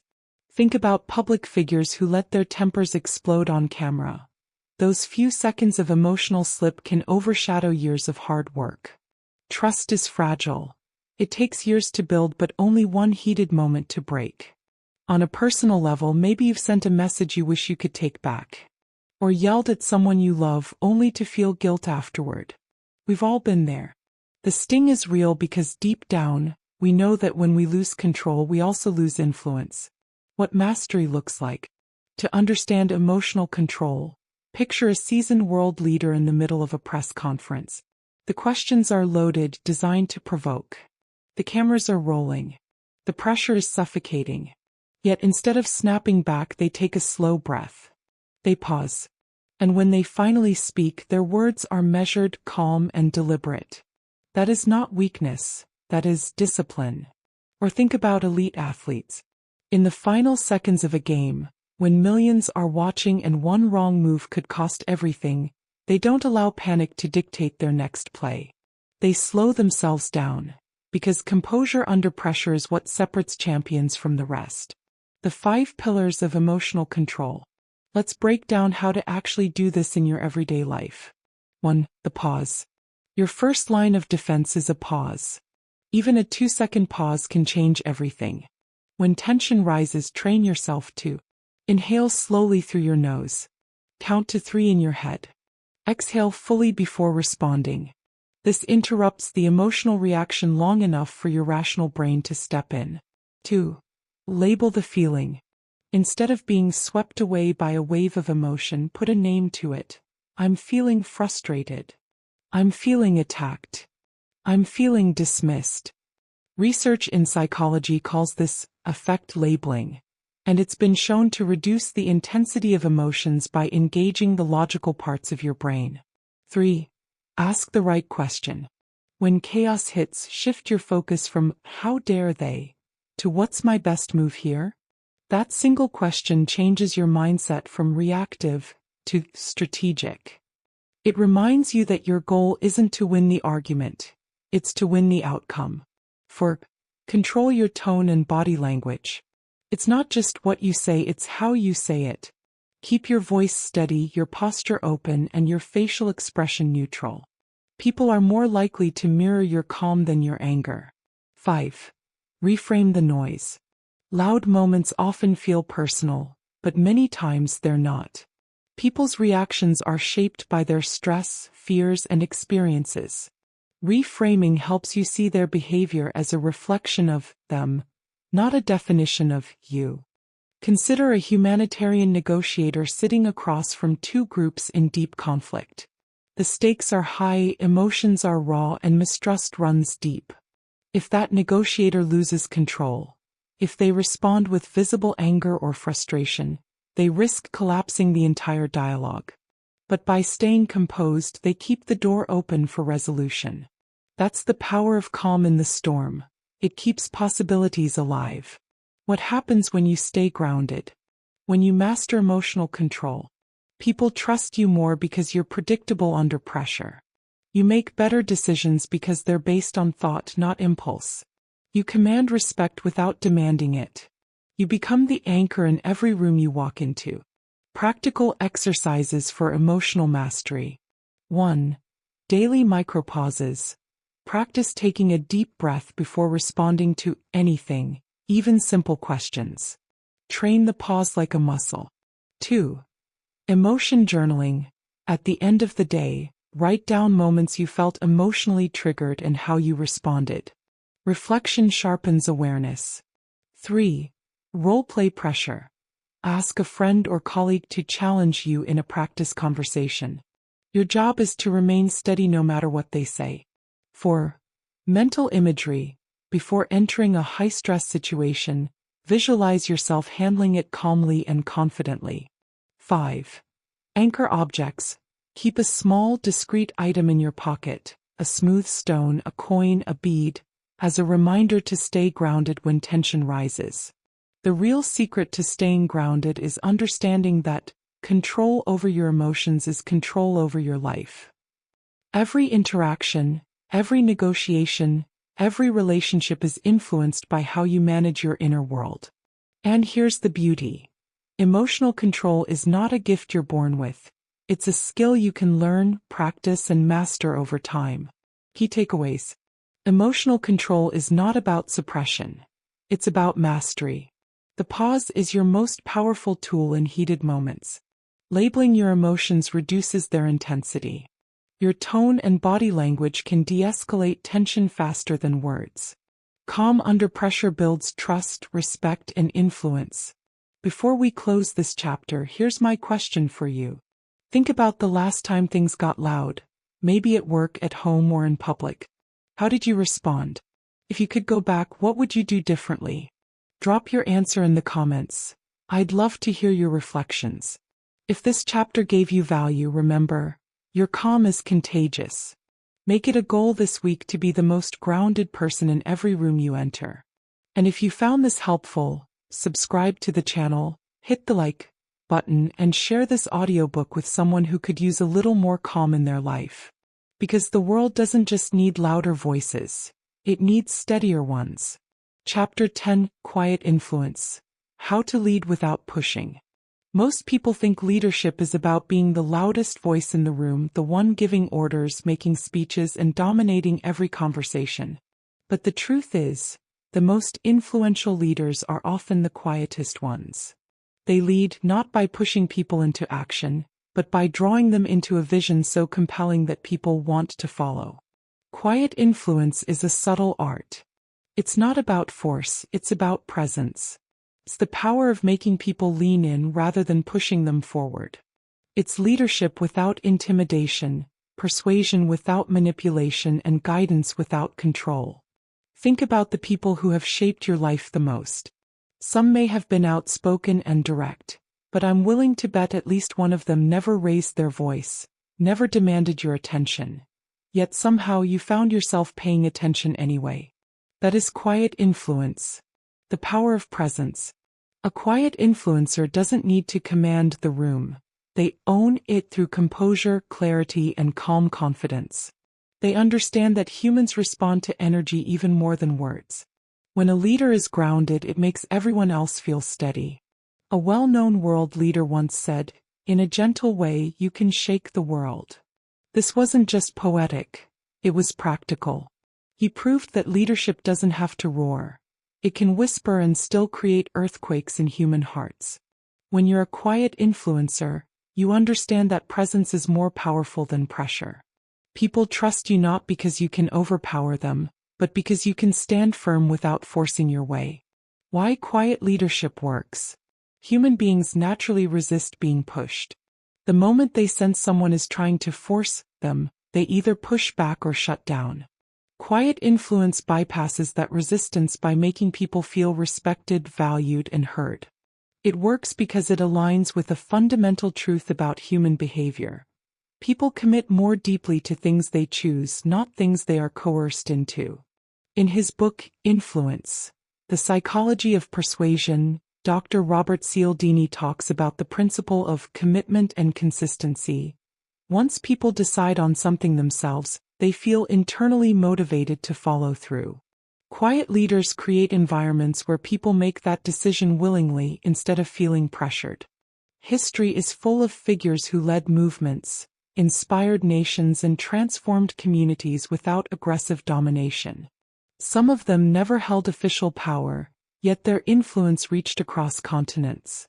One example is a humble teacher who inspired millions without ever holding political office. His secret? He lived his message so authentically that others wanted to emulate him. He didn't push people, he embodied the change he wanted to see. Another example comes from the world of business. A CEO once turned a failing company into a global leader, not through fear or threats, but through quiet trust. He listened more than he spoke, empowered his team to take ownership, and celebrated their successes instead of hogging the spotlight. People followed because they felt seen, not controlled. The techniques of quiet influence. 1. Lead by example. Quiet influencers know that people copy what they see more than what they hear. If you want others to act with integrity, kindness, or discipline, live it first. 2. Listen deeply. They don't just hear words. They notice tone, pauses, and unspoken emotions. They make people feel truly understood. 3. Ask more, tell less. Instead of giving direct orders, they ask thoughtful questions that guide others toward the answer. This builds ownership and confidence. 4. Stay calm under pressure. When emotions run high, they stay steady. This creates a safe space where others can think clearly. 5. Give credit, take responsibility. They shine the spotlight on others when things go well and take the blame when things go wrong. This builds trust like nothing else. How to practice quiet influence in your own life. Start with self-mastery. If you can't control your own emotions, you can't influence others effectively. Practice patience, mindfulness, and emotional regulation. Build trust before you need it. Influence is like a bank account. You deposit into it by being consistent, reliable, and authentic. When the time comes to guide others, your trust account is already full. Speak less, say more, cut out the noise. When you do speak, choose words that carry weight. Sometimes a single sentence can shift an entire mindset. Make others the hero. People are far more motivated when they feel they are part of something meaningful and when they see themselves as the driver of change, not just following orders. The ripple effect. Quiet influence works like a ripple in water. You may not see immediate fireworks, but over time your calm guidance, steady example, and gentle encouragement change the entire atmosphere. Think about a mentor who simply believed in you. Maybe they didn't give long speeches or loud instructions, but their quiet confidence in you made you rise to the challenge. That's the magic of quiet leadership. It inspires without suffocating. There's a story of a leader who faced a room full of angry, divided people. Instead of raising his voice to demand unity, he asked everyone to share one thing they loved about their community. Slowly, the room's tension dissolved. People began to listen, smile, and realize they wanted the same things. He didn't push for agreement. He created space for it to happen naturally. This is why quiet influence is so powerful. It changes hearts before it changes actions. And when hearts change, actions follow effortlessly. Key takeaway. Quiet influence isn't about how loud you can be, it's about how deeply you can connect. It's about creating trust, inspiring action, and leading by example so strongly that people follow not because they have to, but because they want to. True leadership doesn't push, it pulls. Who in your life has influenced you the most without ever forcing their opinion on you? And what did they do that made their influence so powerful? Drop your answer in the comments. Your story might inspire someone else. If this chapter opened your eyes to a new way of leading, imagine what mastering all aspects of social intelligence could do for your relationships, your career, and your daily life. Make sure you subscribe so you don't miss the next chapter. Hit the like button so more people can discover these insights. And share this audiobook with someone you know who's ready to lead without pushing. Chapter 11: Turning Conflict into Connection. Repair, don't retreat.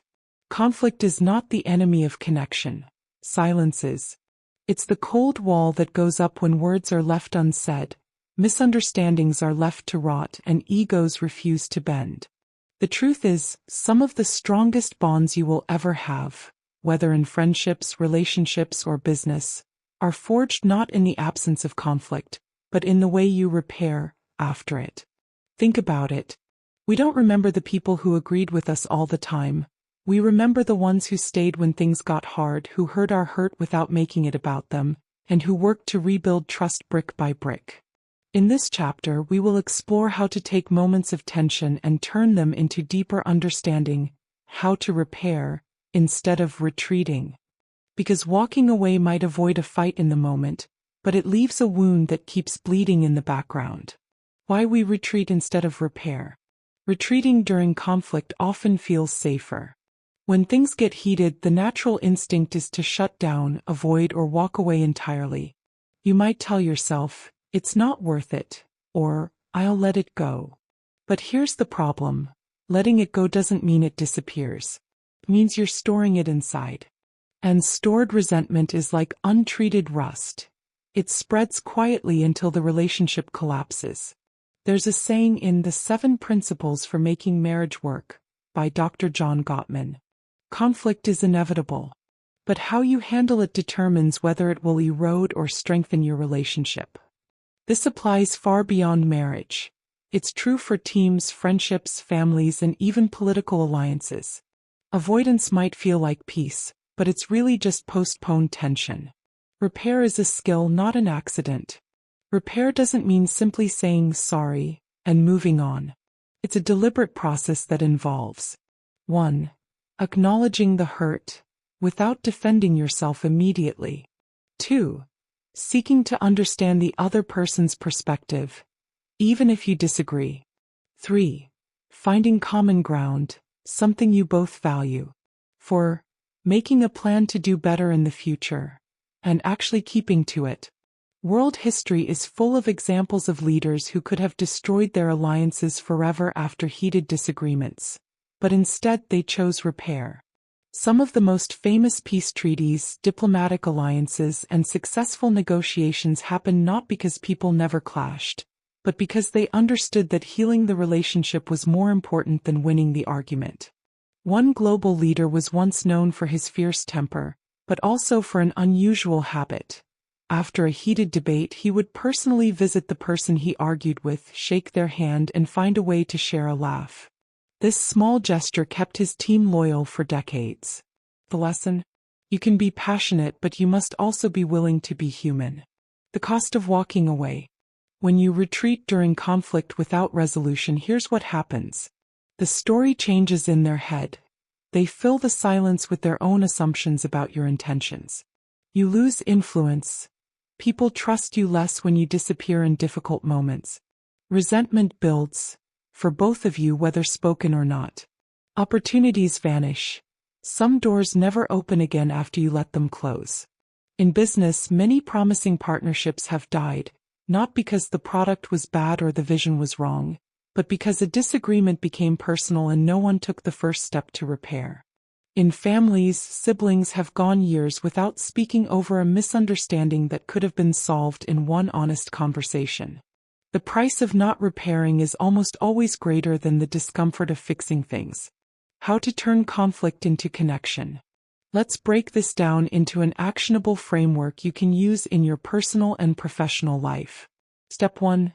Pause before you react. When tensions rise, your body floods with adrenaline. Your brain shifts into fight or flight mode, and you're more likely to say something you'll regret. Instead of reacting instantly, pause. Take a breath. Step away if needed, not to avoid the conversation but to gather yourself so you can return calm. Step 2. Lead with curiosity. Instead of starting with accusations, ask questions.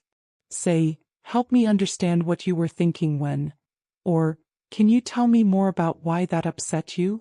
Curiosity turns a fight into a dialogue. Step 3. Take responsibility for your part. This doesn't mean admitting fault for something you didn't do, but it does mean acknowledging your role. You can say, "I see how my tone might have made you feel unheard." Owning your part disarms defensiveness in the other person. Step 4. Express what you value. Remind them of the bigger picture. "We've worked well together for years.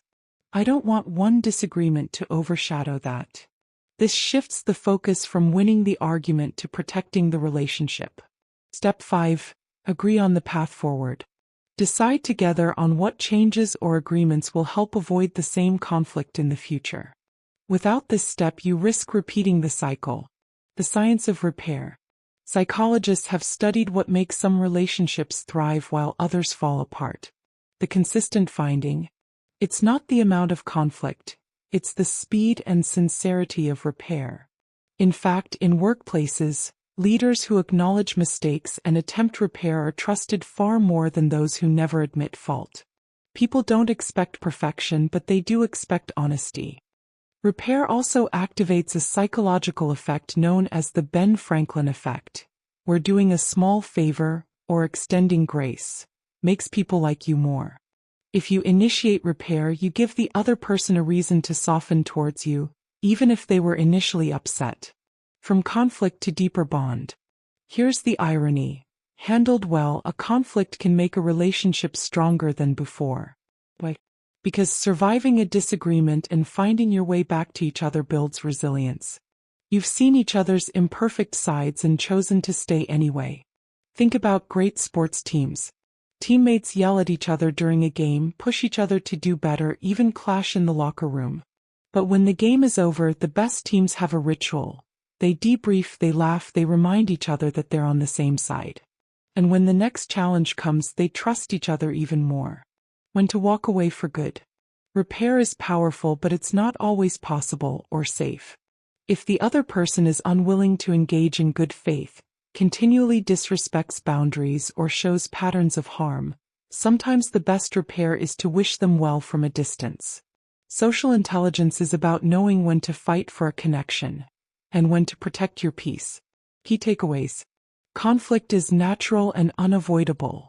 Repair is a choice that strengthens relationships. Retreating feels safe in the moment but erodes trust long-term. The repair process involves pausing, seeking understanding, taking responsibility, affirming the relationship, and agreeing on future actions. Healthy conflict resolution can deepen trust, resilience, and loyalty. Sometimes, the smartest move is to walk away if the other person refuses to engage in a healthy way. Now it's your turn. Think about the last conflict you had. Did you repair or did you retreat? Drop your answer in the comments below. And if this chapter gave you a new perspective, hit the like button, share it with someone who needs to hear it, and subscribe so you don't miss the next chapter in Social Intelligence, the art of reading and responding to people. Because the relationships you save today might be the ones that save you tomorrow. Chapter 12, Reading the Room. Mastering Group Energy and Presence. You can't control the room, but you can influence it.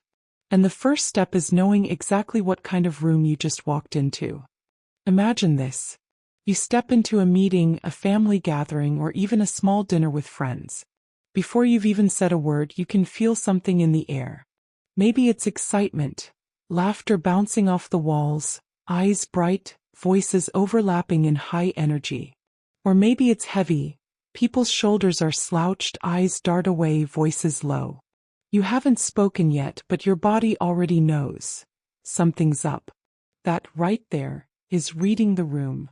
It's the skill of sensing the unspoken mood, the group dynamics, and the emotional currents before you act.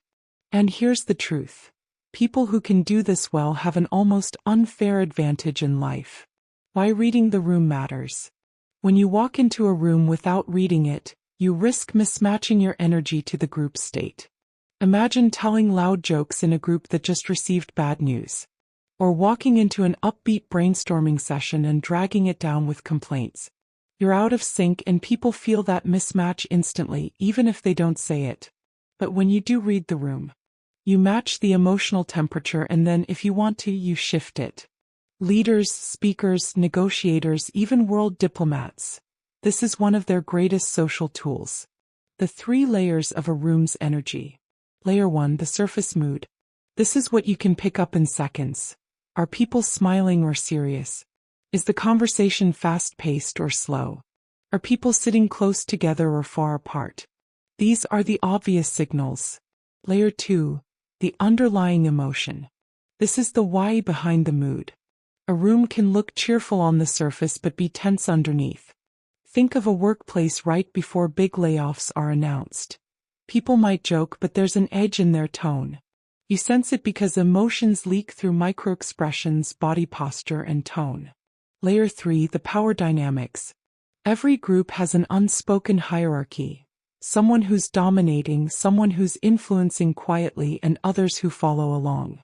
Reading this is crucial because who you address first, whose approval matters most, and who you might unintentionally challenge can make or break your presence. A notable world leader once walked into a tense international negotiation. 2 sides had been arguing for hours without progress. Instead of diving in with more demands, he paused. He looked around the table, noticed the clenched jaws, the tapping pens, the way no one was making direct eye contact.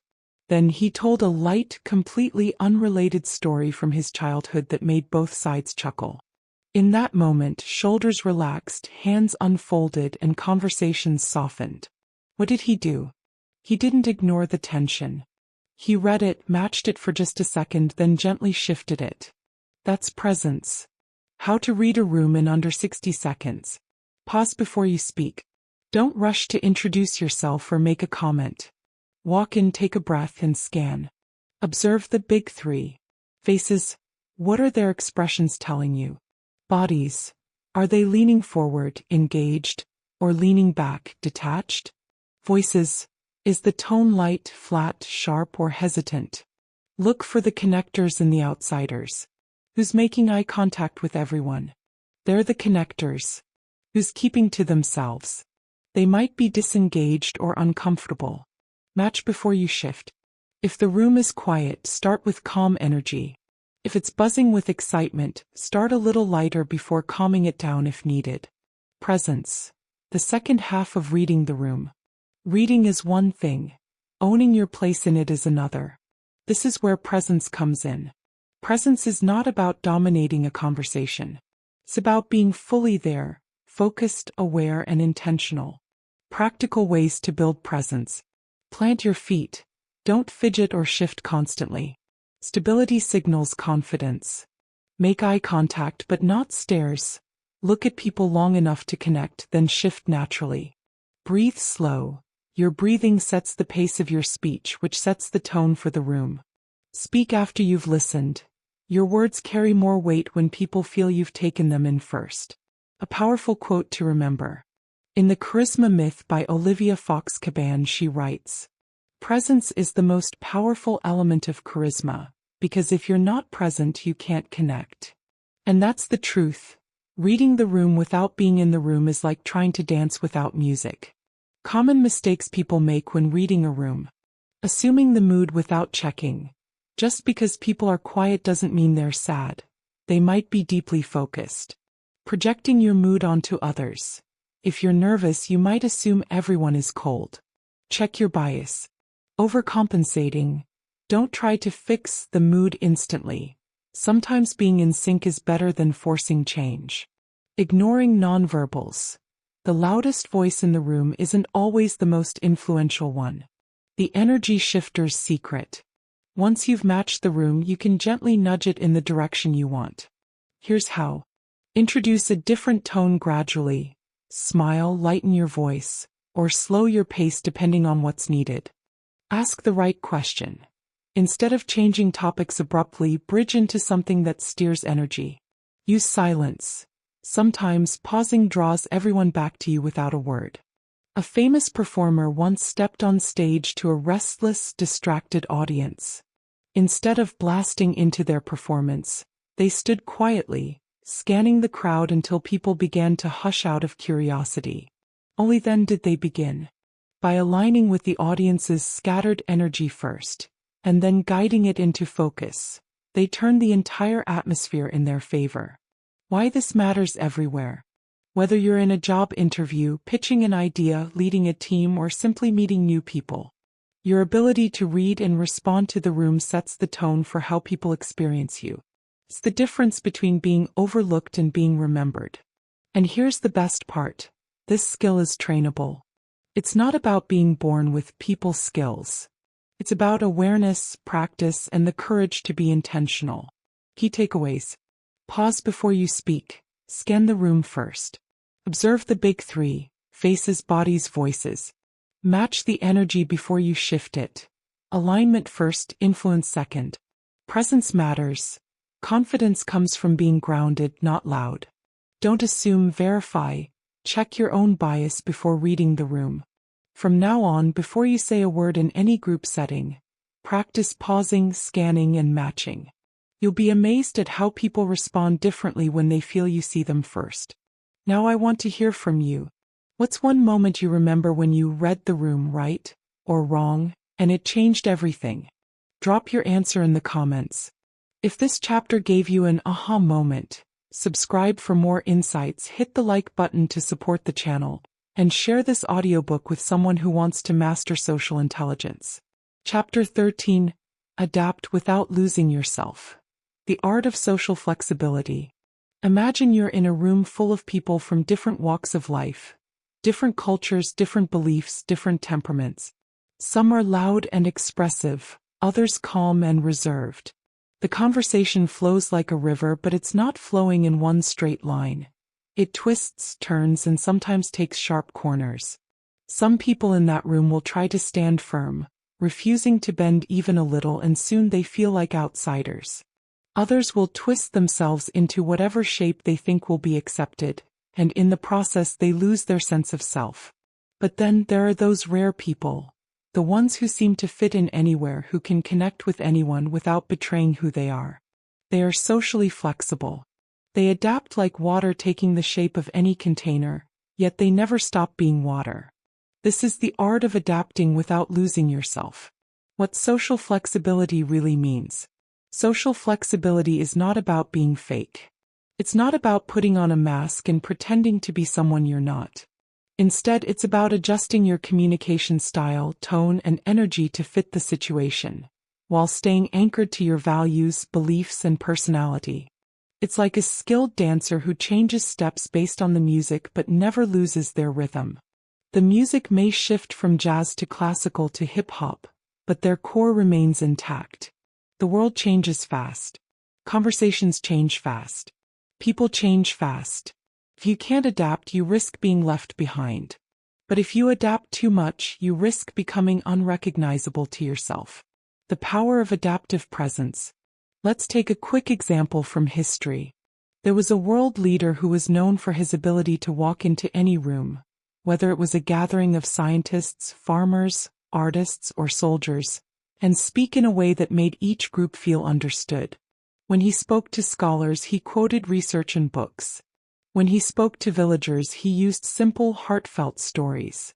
When he addressed the military, his tone was firm, confident, and filled with purpose. He adapted his style to meet people where they were, but he never compromised his values or his message. That's adaptive presence. The ability to meet people in their world without losing sight of your own. Why people struggle with flexibility. Many people fall into one of two traps. Rigid identity. This is just who I am. Take it or leave it. These people refuse to adjust to others. They believe flexibility means weakness, so they stay the same in every situation. Unfortunately, this can make them difficult to connect with. Chameleon syndrome. I'll be whoever you want me to be. These people adapt so much that they stop being themselves. They might gain short-term approval, but they lose respect, both from others and from themselves. True flexibility lives in the middle ground. In many parts of the world, bamboo is seen as a symbol of resilience. Why? Because bamboo bends in the wind but never breaks. A rigid tree might snap in a storm, but bamboo sways, adapts, and then returns to its original position. Being socially flexible means bending when the situation calls for it, without snapping and without staying bent forever. Adaptive skills you can practice. Here are some ways to adapt without losing yourself. Listen before you speak. Before you jump into a conversation, observe. Listen to the tone, pace, and topics people are comfortable with. Then join in with awareness. Adjust your communication style, not your beliefs. You might explain the same idea differently to a child, a close friend, and a business colleague. The core message is the same, but your delivery changes. Be emotionally aware. Pay attention to the emotional climate in the room. If people are tense, soften your tone. If they're excited, match their energy. Know your boundaries. Flexibility doesn't mean saying yes to everything.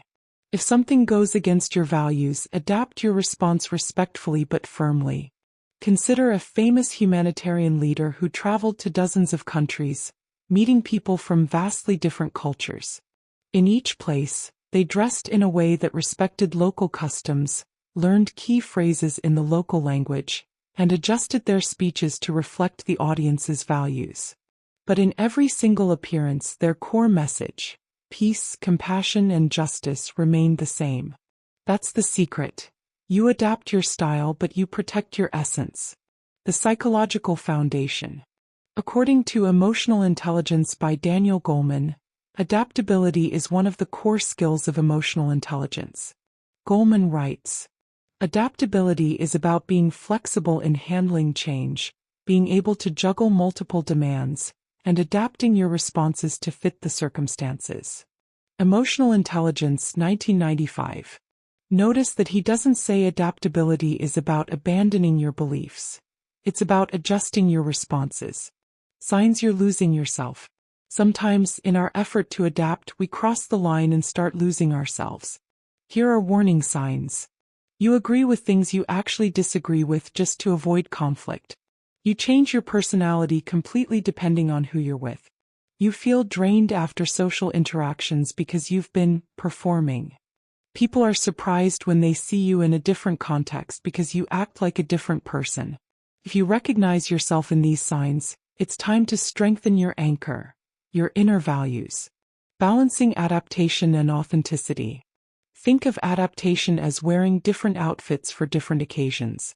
The clothes change, but your body stays the same. You might wear a suit for a formal event, casual clothes for a picnic, and workout gear for the gym. The change in clothing is adaptation. But your identity, your values, beliefs, and core personality remains the same underneath. Practical steps for everyday life. Know your core values. Write down 3 to 5 non-negotiable values you will never compromise on. This is your compass. Learn to code switch respectfully. Adjust your words, tone, and energy depending on your audience without changing your message. Practice perspective taking. Before responding, ask yourself, how is this person seeing the situation? Stay grounded physically. If you feel pressured to conform, slow your breathing, plant your feet, and remember your values. Reflect after social events. Ask yourself, did I stay true to myself while connecting with others? There's a story told about a wise elder who was invited to mediate a dispute between two groups. Each group believed the elder was on their side, because he spoke to them in a way that matched their tone and values. But when the dispute was resolved, both groups realized the elder had never taken sides. He had simply adapted his approach to help them find common ground. That's social flexibility in action. Not manipulation. Not performance. Just the art of adjusting your communication so that understanding can happen. The danger of overadaptation. If you adapt too much, people may feel they don't know the real you. This can erode trust over time. Remember, people connect with authenticity, not perfection. The goal is to bridge the gap between you and others, not to erase yourself to make them comfortable. Adapting without losing yourself takes courage. It means you're willing to meet people halfway, but you're also strong enough to hold your ground when it matters. It's easy to be rigid. It's easy to be a people pleaser. But it's powerful to be both adaptable and authentic. Key takeaway. Social flexibility is about moving with the flow of human interaction while staying rooted in who you are. Adapt your style but never abandon your essence. As you go through your day, notice the different social settings you enter. Work, family, friends, strangers. Experiment with small adjustments in your tone, pace, and choice of words. Then check in with yourself. Did you stay true to your values? Have you ever been in a situation where you adapted to fit in, but later felt like you lost a part of yourself? How did you handle it? Drop your experience in the comments. I'd love to hear your story. If you found this chapter valuable, don't forget to hit that subscribe button, like the video, and share it with someone who needs to hear this. Let's help more people master the art of adapting without losing themselves. Chapter 14. Handling Rejection and Judgment. Stay confident in any crowd. If you live for people's acceptance, you'll die from their rejection. Lecrae from the book Unashamed. Rejection. It is one of the few universal human experiences. No matter who you are, where you live, or how much success you've tasted, rejection will visit you. Sometimes it knocks gently. Sometimes it crashes in like a storm. And if you're not ready for it, it can steal your confidence, your joy, and even your identity. But here's the thing. Rejection doesn't have to break you.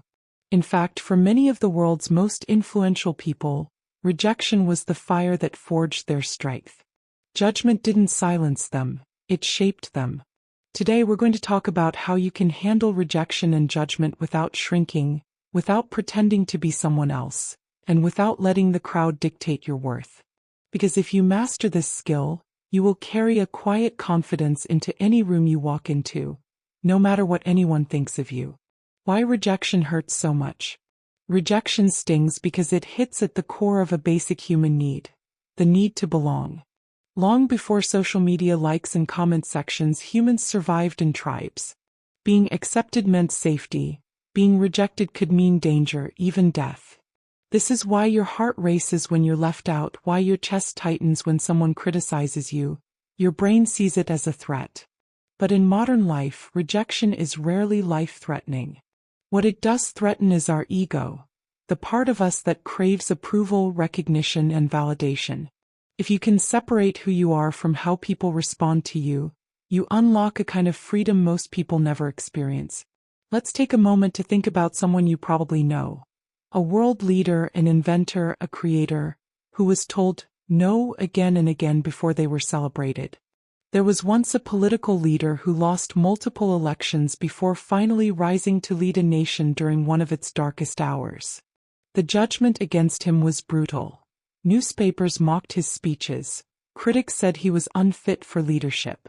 But he didn't let those rejections define him. Instead, he used them as fuel to sharpen his message, strengthen his resolve, and prove his worth through results. Or think about an author whose manuscript was rejected by dozens of publishers. Each rejection letter could have been a full stop. But instead it became a comma, a pause before the next step. When their book finally got published, it went on to sell millions of copies and change countless lives. What these stories teach us is simple. Rejection is rarely the end, unless you decide it is. The trap of seeking approval. One of the easiest ways to lose yourself is to constantly chase approval. When you make every decision based on what will make people like you, you slowly erase the parts of yourself that make you unique. Here's the irony. People respect you more when you stop trying to please them. Confidence is magnetic, and confidence comes from knowing your own worth. not from borrowing it from other people's opinions. A famous entrepreneur once said, "If you want to avoid criticism, say nothing, do nothing, be nothing. But if you choose to live, to speak, to create, to lead, you will face criticism. It's part of the price of impact." 3 ways to stay confident when rejected or judged. 1. Reframe the story. When you face rejection, ask yourself, does this mean I'm not good enough? Or does it mean this opportunity wasn't the right fit? Most rejection isn't personal. Circumstantial. Maybe the timing was wrong. Maybe the other person couldn't see your value yet. Maybe the opportunity wasn't aligned with your purpose. When you reframe rejection as redirection, it loses its sting. 2. Build your inner approval system. Before you walk into a room, before you send out your work, before you ask for a seat at the table, approve of yourself first. Write down your values, your strengths, and your vision. Let these guide you more than applause or criticism ever could. When you're rooted in self-approval, external judgment becomes background noise. 3. Practice the 10-year test. Ask yourself, will this rejection matter to me in 10 years? Most of the time the answer is no. What feels like the end of the world today will often become a minor footnote in your story. The sooner you gain that perspective, the faster you recover your confidence. The courage to keep showing up. One of the hardest things about rejection is that it can make you want to hide. You stop speaking up in meetings. You avoid social gatherings. You play small so no one can criticize you. But here's the truth. The crowd doesn't remember the times you failed nearly as much as you think they do.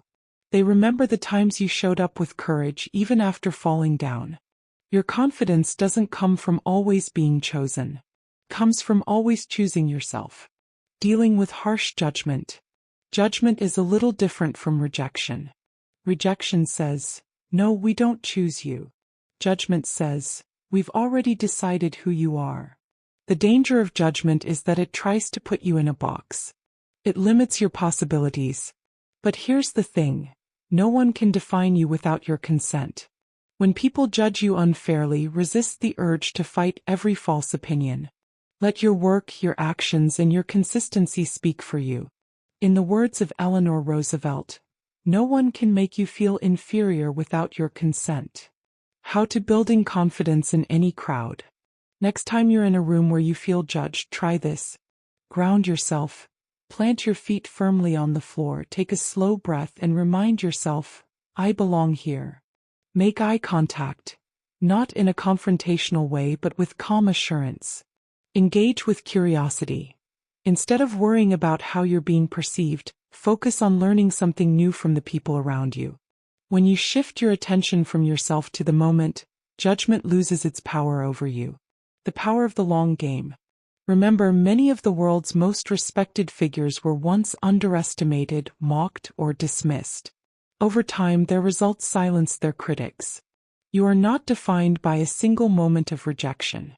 You are defined by the story you keep writing afterward. Key takeaways.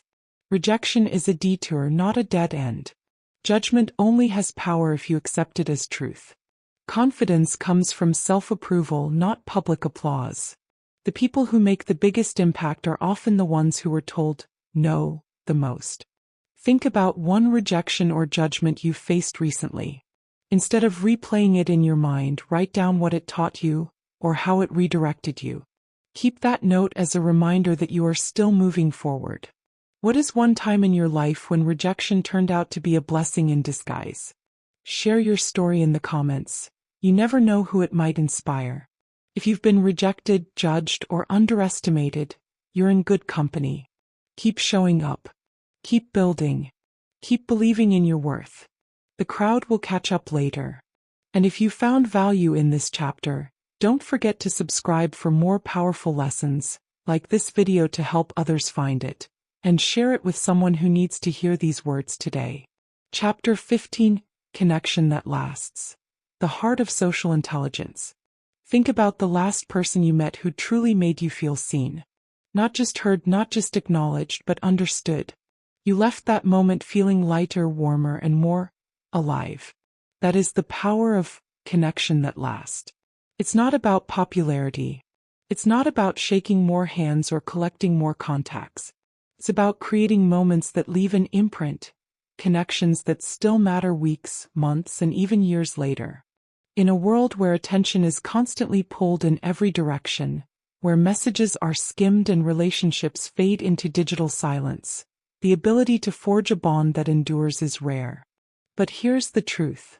Lasting connection is the ultimate form of social intelligence. Why some connections fade and others stay forever? Think about it. You've met hundreds of people in your life. Some you barely remember. Some you remember but no longer talk to. And then there are those rare few who, no matter the time or distance, still hold a special place in your life. What's the difference? It's not always shared history or constant contact. It's the quality of presence they brought when they were with you. It's how they made you feel when you needed it most. Maya Angelou once said, "I've learned that people will forget what you said, people will forget what you did, but people will never forget how you made them feel." That's the core of lasting connection. The formula for long-lasting bonds. There are 3 elements that show up repeatedly in every powerful, enduring connection. 1. Authenticity. People can sense when you're real. Pretending to be someone you're not may win short-term approval, but authenticity builds trust that stands the test of time. 2. Consistency. Showing up even in small ways tells people you're dependable. It's not about constant attention, it's about steady presence. 3. Empathy. Truly caring about someone's perspective, feelings, and well-being cements the bond on a human level. Let's break these down with real-world stories. Authenticity, the unshakable foundation. There was a world leader known for his charisma and diplomacy, but those closest to him said his real magic was his authenticity. Even in tense negotiations, he didn't pretend to know everything. He admitted when he was wrong, he listened more than he spoke, and he treated everyone, from heads of state to security guards, with the same respect. Authenticity is magnetic. It gives people permission to be themselves, too. When you try too hard to impress, you create distance. When you're genuine, you create trust. Consistency, the quiet power people rely on. One global humanitarian I read about was famous not for dramatic speeches, but for her habit of writing handwritten notes to friends, colleagues, and even strangers she had met briefly. She didn't send them only on special occasions. She sent them when she sensed someone needed encouragement, sometimes years after their first meeting. These small, consistent gestures kept relationships alive even without daily communication. People knew she was thinking of them. Consistency doesn't require grand gestures, just regular reminders that you care. A Nobel Peace Prize winner once shared in an interview that the key to his influence was not his ability to talk, but his ability to listen with full attention. He believed that when you truly understand someone's pain, joy, or fear, you don't need to say much to make them feel valued. Empathy builds emotional safety, and when people feel safe with you, they stay connected to you. Lasting connection is built in small moments. In The Art of Gathering by Priya Parker, she writes about the power of intentional presence, how even a brief interaction can change the trajectory of a relationship when it's done with full attention. She explains that most people approach gatherings, meetings, and even casual encounters without much thought, but those who deliberately focus on making others feel included create memories that last. The book emphasizes that connection isn't just built during big life events. It's built in the everyday moments that most people overlook. How to create connection that lasts. Here's how you can start building connections that remain strong over time. 1. Remember the small details. Mention something from your last conversation with someone. It shows you were listening and that you value what they shared. 2. Be present in the moment. When you're with someone, put your phone away. Make them feel like they are the only person that matters in that moment. 3. Check in without a reason. Don't only reach out when you need something. Send a quick message or call just to ask how they're doing. 4. Be there in tough times. Many people vanish when life gets hard. If you show up when someone is struggling, they'll never forget it. 5. Express gratitude often. Thank people for their time, help, or kindness, even for small things. Appreciation strengthens bonds. Two men met early in their careers. They worked together for only a year, but something about their conversations, full of honesty and laughter, stuck. Years later, one of them lost his job unexpectedly. Without hesitation, the other reached out, offering support, connections, and encouragement. They hadn't spoken regularly for years, but the connection they built was strong enough to survive time and distance. It survived because it wasn't built on constant contact. It was built on trust, respect, and genuine care. Why lasting connections matter in social intelligence. Social intelligence isn't about knowing everyone. It's about deeply knowing a few people and making each connection count. When you have lasting bonds, you gain support system, people who believe in you even when you doubt yourself. Opportunities, many doors open through relationships that were built years ago. Fulfillment, a life rich in meaningful connections is far more satisfying than one full of shallow contacts. The risk of neglecting connection. If you take relationships for granted, assuming people will just know you care, you risk losing them.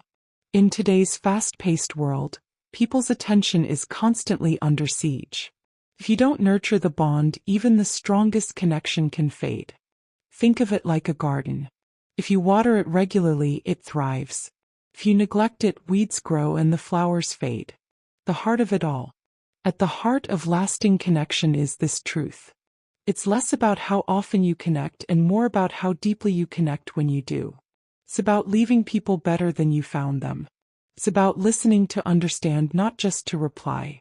It's about making others feel that, in a world full of distractions, they matter.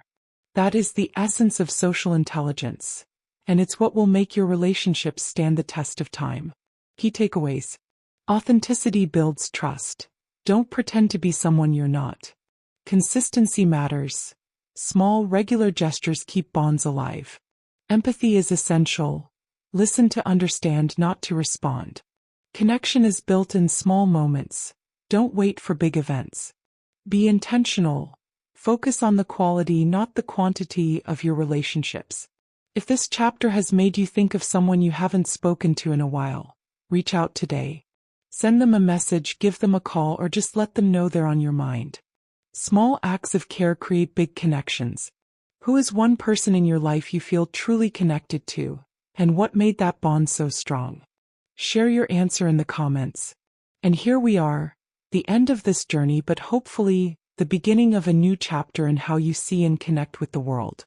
You've learned that social intelligence is not about manipulation, not about winning every conversation, and definitely not about becoming the loudest voice in the room. It's about seeing people, truly seeing them, and responding in ways that make them feel valued, respected, and understood. From the silent power of observation, to mastering emotional control, to creating connections that last a lifetime, every chapter in this audiobook has been a step toward helping you navigate human relationships with more grace, empathy, and purpose. But here's the truth. Knowing these principles is only half the battle. The real transformation comes when you live them. When you put your phone down and truly listen. When you set healthy boundaries without guilt.